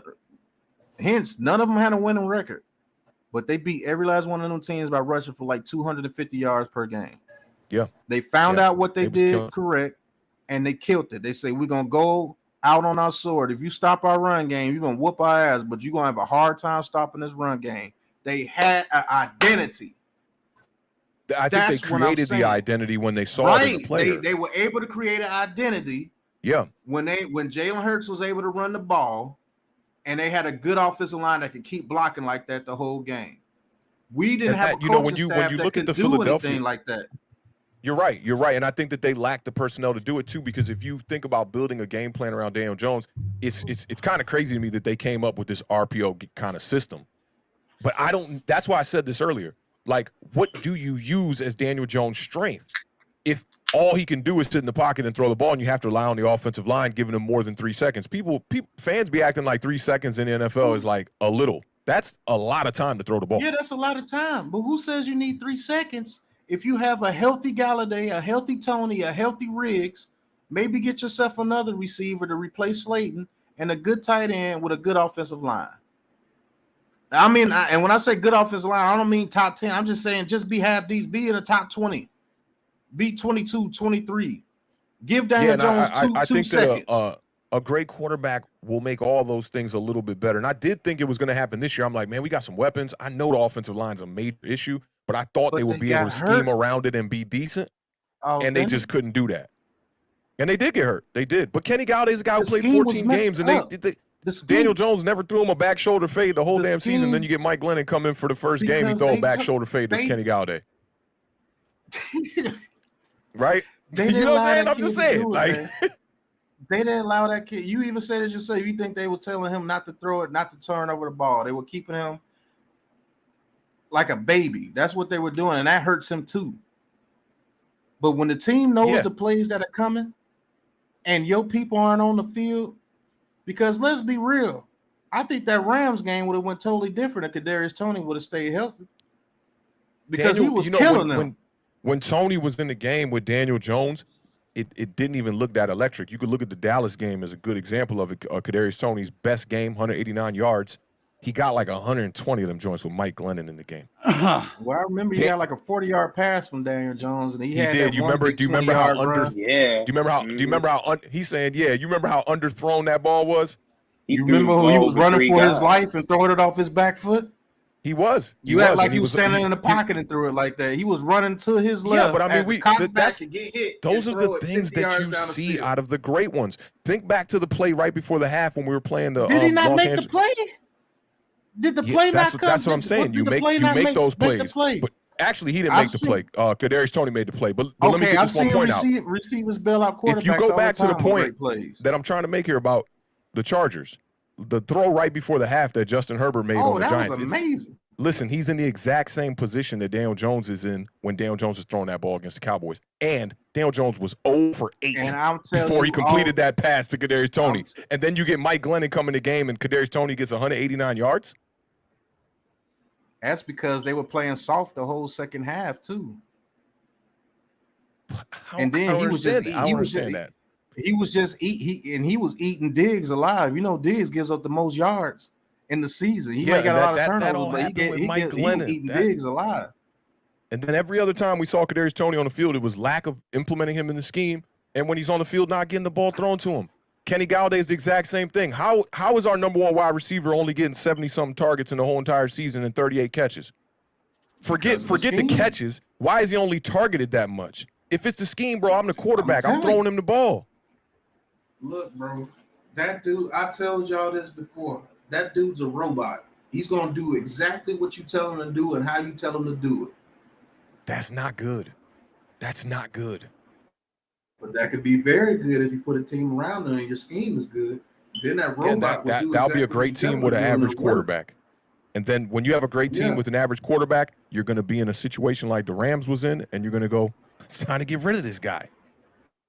If that happens, that happens. And I think he's better than Jared Goff, right? At least he might be. And they were a winning team.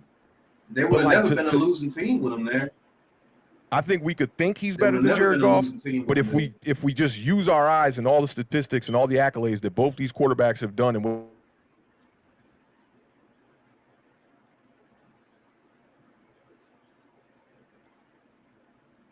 is that my internet? I don't know. I went out too. No, I'm good over here. I hear y'all. Okay. I'm just saying, bro. If you can win a Super Bowl with a Brad Johnson or a Joe Flacco or Nick Foles, it just proves to me if you have a QB in a good situation that you can do some things. Everybody says that Eli Manning was average at best, and he got 2 Super Bowls with a good average situation. At best is crazy. At best, he's average. That's is that crazy. Is that not what they're saying?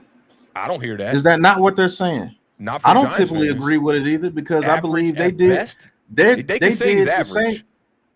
They did the same thing to Eli that they're doing to Daniel Jones now. If you put an offensive line in front of Eli his last years after 2011, shit, if OBJ, the guy that everybody loves, would have showed up in the playoffs, Eli was on one of those playoffs. I promise you we would have punished the Packers if they would have caught them passes. And who knows what we would have did after that because Eli was on one. Yeah, and they had good players around. They had playmakers, confident ones, in Odell Beckham. And he fell short in the playoffs, but hey, that happens. It was his first time in the playoffs. Things like that happen. And we had 3 hours off there. I do appreciate you coming on, bro. I ain't seen you in a minute. God, thought you didn't like Definitely, us anymore. hey, You don't ever come on anymore, but I appreciate You know how the you off coming season on. go for us, man. You know how it goes. right? I always say I'm gonna be cooking up in the off season, and then I just get to chilling. And you know what it is.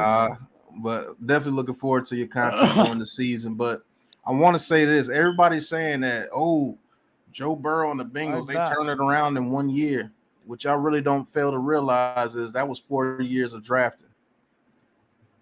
Yeah, and what he didn't do anything with that offensive line, and when Joe Mixon was hurt, and when Tyler Boyd was hurt, and when Uzma wasn't really the tight end that he grew into be the very next year, he didn't do anything. He was 2-6 before he got hurt. It just goes to show you that injuries really matter when it comes to important people. Yes, his offensive line was trash. We can say that. But he had Joe Mixon, Tyler Boyd, T. Higgins, and Jamar Chase with a good scheme around him with Uzma. And so if that line is giving up pressure in 2.5 seconds, they know how to get the ball out in 2 seconds before he gets hit. And Jamar Chase is an absolute monster on the field. He doesn't even need 2 seconds to get past you. He was making Jalen Ramsey out there looking dumb. Tyler Boyd, one of the best slot receivers in the league. T. Higgins, a damn good number 2 receiver. Uzma, a damn good reliable tight end. Joe Mixon, damn good running back. You can overcome a bad offensive line if you got a good scheme and all your players are there. That's true. But when that wasn't happening, they were 2-6. And they had a good defense to back it up. He was balling though. I got to say that before I get out of here. Yes, Joe Burrow was balling. He was balling because of what I did. Did you hear what I just said? He was balling because of those people that he had on the field. You put those people in front of Joe Burrow, let's get it. Jamar Chase can break off that route within 2 seconds and get deep for a touchdown. Well, I'm talking 20. I'm talking about the rookie year without Chase. Yeah, but he wasn't before winning. He got hurt. The team was 2-14 when he got there, bro. Winning. It's not a good team. I know. Exactly what we're saying with Daniel Jones. But he's still putting up a bunch of 300-yard games. Situation. I think he had like 4 or 5 300-yard games in the 8 before he got hurt. 15 touchdowns. But he wasn't winning. 15 you know touchdowns? Why he wasn't winning? You know why did say you hold on to the winning a little bit more than me. I don't look at the winning as the number one stat for quarterback. Because everybody likes the flash now. And I'm not saying that you're one of those guys. The Bengals sucked. Yes, they did. Just like the Giants sucked. But they had a great quarterback, just like the Giants don't. Nobody here is saying Daniel Jones is without fault. Nobody's saying Daniel Jones is a franchise quarterback. Listen, don't want the narrative to get twisted. This is what it comes down to, okay? We ain't got no choice. We're gonna have to root forever's out on the field. But I do love these debates on what we would do at a GM and the decisions and breaking down all this great content for you guys, man. Make sure you hit that like, subscribe, ring that bell for authentic Big Pat and me classified 3F. Taj down there, he has a channel. Sometimes he posts videos. You can sub to him too if you want. Not necessary. Hey, Joel, let me get one question for you before I get out of here. All right. All right. If Daniel Jones don't put up 25 touchdowns at least, you done? I'm done. I told you this year. But Done. putting up 25 touchdowns is kind of a misconception, because what if they get a running game going and they have a three-headed monster that gets 1,800 yards in the year or season? 20. I give you 20. Okay. See, so that's 20. that's what I mean. It's a lot of it's going to depend on what this team turns into, because we have no clue. And that's what the most driving force behind the DJ talk is. We have no clue. Let's pray we don't have a out leader. so we can get a winning season under our belt here, man. And I think too long, too many losses. Yes. And I think that's what people get me and people like Joe misconstrued. We're not. Nobody's saying DJ is the future or DJ is the franchise. You just heard what the man said. If DJ doesn't put up 25 touchdowns or at least has a good season, get him out of here. JDW, what's going on, bro? JDW. Me and Joe were on record, one of the first people to say when Dabo was hired, Jones is gone. But people want to come at us, not saying you at Authentic, but people want to come at us because we say, man, I just want to see what the kid can do with a decent offensive line and health. Right. Work up his trade value. Yeah. Is that so wrong? Good, man. It sounds good. But then I just think if it doesn't work out, people are going to say, he still didn't have those things. No, right. Because everybody's going to say that he sucked. Yeah, I think everybody's going to say that he still wasn't given a fair shot. Well, you might hear that, but it's going to be on other teams, I mean, there's going to be some of us Giants fans. You know what? I'm going to root for the kid if he goes to another team. Me too. So I'm going to be one of those fans. I can't help it. But as far as, saying that he is the future, I'm not saying that. He is the promise. No, I'm not saying that. What I'm saying is it build up his draft capital. You build your team, you get your direction, you install your scheme. And then next year in the draft, you start going after the NFC Championship game. And then you start going to the Super Bowl. That's what I want. I would hope, I don't man, care if it does fail this year, we're not advancing our chances in the following year to really get back on the horse. I think it's just going to set us back another year. Do you really think that any other way, even if we had a rookie? Okay, I see what you're saying. Because the problem is, when you draft a quarterback the following year, he's a rookie, you're probably going to have to start him eventually. Well, yeah. Even if you got Tyrod Taylor on the roster, he'll probably see the second half. Yeah, but you got to look at like all the quarterbacks that are actually succeeding now. Most of them is day one starters, man. Patrick Mahomes is probably the only guy who is sitting the bench and actually getting a shot the following year and whatnot. But most of these guys get thrown right in. Brought in Justin Herbert before he got hurt. Yeah, that was rookie year he played. Yeah. Because they punctured his lung before the game. Yeah, now, most guys come in and they are the guy right off the bat. To sit the bench is a tough thing. Goddamn internet.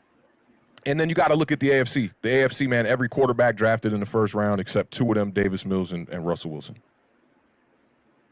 Yeah. So I'm like, I'm scared of that. I'm scared to draft a quarterback in 2023 as a rookie. Eventually, teams still struggling. By week 8, week 9, you got this rookie thrown to the wolves, and now you got a coaching staff that is now going into their second year. Draft a quarterback this year. I would if I really was doing it the right way. I think I would get the quarterback now if I saw the guy. I don't know how people feel about Malik Willis. I'm a little bit split on it. But if he was a guy I thought could be a guy, I would go get him now. Especially if I didn't think Daniel Jones was the guy. That's the same exact thing me and Joel has been saying. Yeah, because my problem is if you start the rookie in 2023 and he fails, this coaching staff now is going to be entering their third year with a failed unit again, and we're going to be right back to where we were when we just got rid of Ben McAdoo. It's going to start it all over again now. The Giants are going to be thinking about firing another coach before he gets to his third year. Maybe they give him the third year, and if that fails, they out of here. That's going to happen regardless. Even if they draft a quarterback this year, you're just speeding up the process. And I'd rather take a chance with better quarterbacks the year. No, it's not, because now you're tied. It gives you a better. What I was going to say is it gives you a better buffer if you go this year, because let's just keep it funky. This regime got to get to winning right now. There ain't no time to be sitting here watching this develop, trying to build the team for 2 and 3 years of losing. They need to start winning some games right now, or they're going to be out of here within 4 years max. 4 years is a good enough time to build. What veterans? I'm saying do we have on the team now? 4 years max, bro. I'm saying 4 years maximum. Yeah. Could be 2 years coaches again. If they go 2 max. years of losing, not if you're winning. What? Your first 2 years can be building years, and if you win in your third year and then you win in your fourth year, you're good. Exactly. That's what I'm saying. You won't be there for 4 years. You'll be there for longer. Everybody, who? That's what I'm saying. You win in your third and fourth year, you're good. You're gonna be there a long time because you built something. Oh, okay. Like I thought you said, 4 Allen. years. I thought you said something totally different, to be honest. But that's my thing, is that coaches can be fired within 2 years, and we've seen that with the last 3 regimes. So if they don't get to winning, they're going to get to firing. But these regimes don't have this. Those regimes were terrible. We all know Pat Sherman wasn't a good coach. Ben McAdoo, please, and Joe Judge. Everybody knows what happened with Joe Judge. I think this is different, bro. It's a totally different. We can think that. I mean, this coaching we regime and GM, we don't know for sure. They've only had success in Buffalo. Let's keep it funky. Dable has not had much success. 2 stints with New England, he got fired and all that. He hasn't had much success in the NFL outside of Buffalo. And Josh Allen is a major part of that. But he did make Josh Allen to what he was, bro. I don't think Josh Allen was not. I don't think he made him. I don't think he also worked with the Jets. He worked when Favre was there, and he was on the Jets. He aided and helped him. He didn't make him. Right. No, I didn't say that. I'm just saying. No, I'm saying the Big Pat. Like, he didn't make Josh Allen, bro. Josh Allen was a guy. You know, he's a guy. And I think, I got faith. I got faith in this coaching staff heavy, right? Because they're new, they're fresh, they deserve a fair opportunity, and they don't deserve to get the harsh criticism from the other old regimes. For me, Ben McAdoo was fired too early. Same situation as Joe Judge, except he actually won some games his first year. Got the Giants into the playoffs in 2016. They come back 2017, the most injury-riddled team we've ever seen in Giants history, and they fired him mid-season. And I think a lot of it had to do with benching Eli Manning. Okay, it's cool. But at the end of the day, this coaching staff does not have a lot of time to be losing a bunch of games, man. You cannot go 4-13 and then like 5-12 and expect to be keeping your job those next couple years if you don't start winning. So for me, getting that quarterback, if you think he's there, you get him now, because if Daniel Jones kind of fails and kind of flattens out mid-season, you bring in Tyrod Taylor while you're still grooming this young quarterback. And then by next year, if it's Malik Willis, whoever it is, Pickett, Corral, whatever the hell, I don't care who it is, you have him starting by next year, and you're trying to put things in motion to start winning some games. Do you really believe one of these quarterbacks can turn into being that dude? I don't know. One thing I don't do is doubt people. That's one thing I don't do, especially when they haven't been given an opportunity. Like, I hear people saying, Malik Willis is better than Daniel Jones. I'm like, that just sounds crazy, because Malik Willis has not played a down in the NFL. At the same time, Malik Willis does deserve a fair shot and a fair opportunity before I go saying, man, I don't think this guy got a shot to be a guy, like how people were saying about Jalen Hurts. And look at him now. He looks like he could be a guy if he develops a couple skills.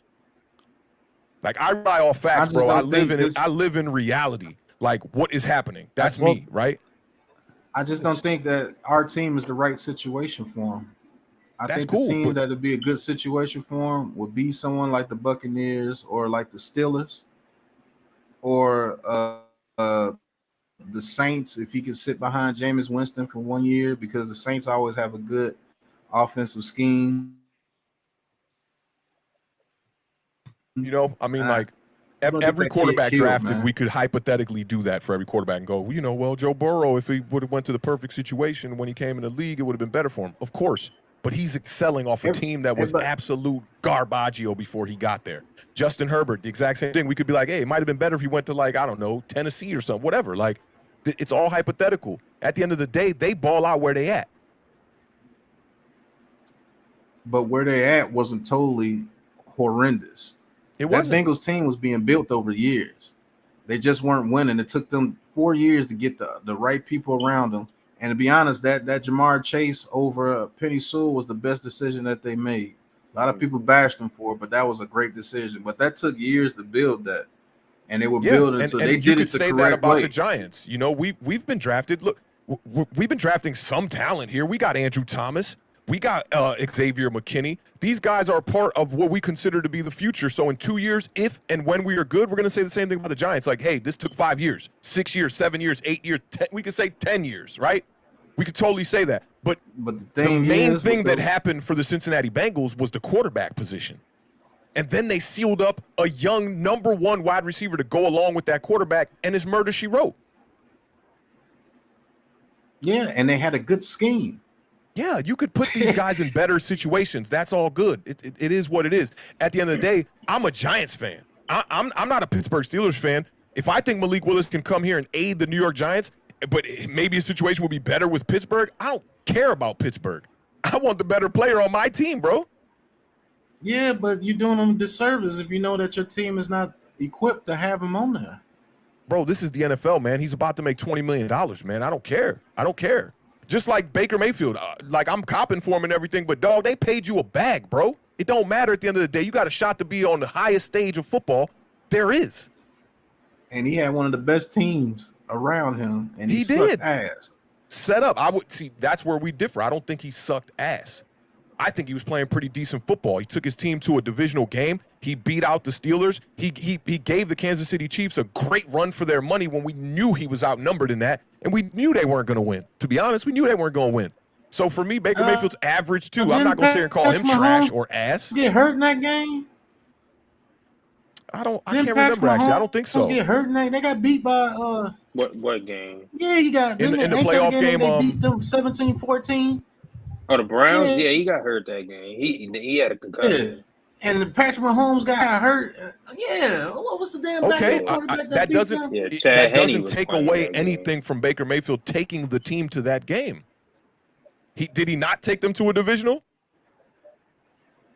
Yeah, I gave him his credit for that. Yeah, he did. So, it's not like he underlived the expectation. They had a great roster. Yeah.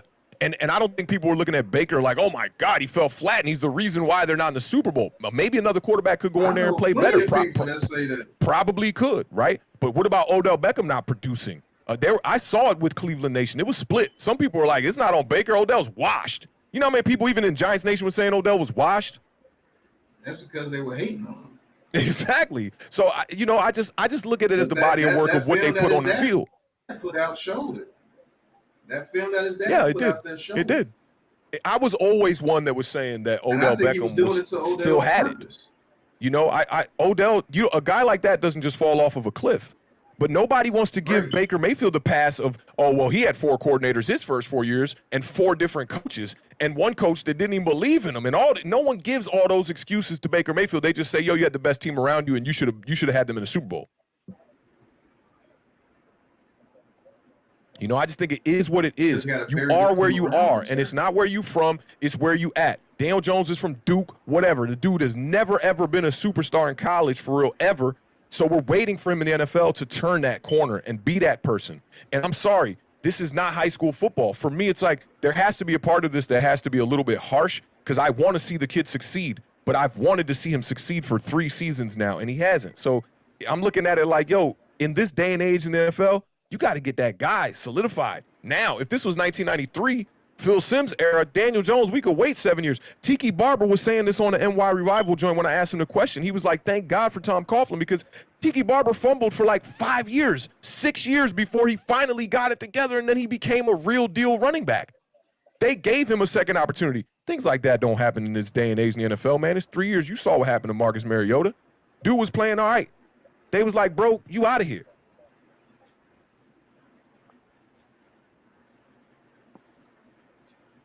Yeah. Ryan Tannehill. I tried to end it. Hey, Miami was like, bro, we out of here. Sorry, bro. Ryan Tannehill, you just playing average football. He was an average quarterback. Tua might be the same thing. And that team was absolute trash. That team was absolute trash over there with Miami. And he went over there to the Tennessee Titans and got to the AFC Championship game when it was somebody around him. Yeah, and if you look at the numbers that he put up in Miami this year, Tannehill's numbers in Miami was straight, bro. They was good. Right.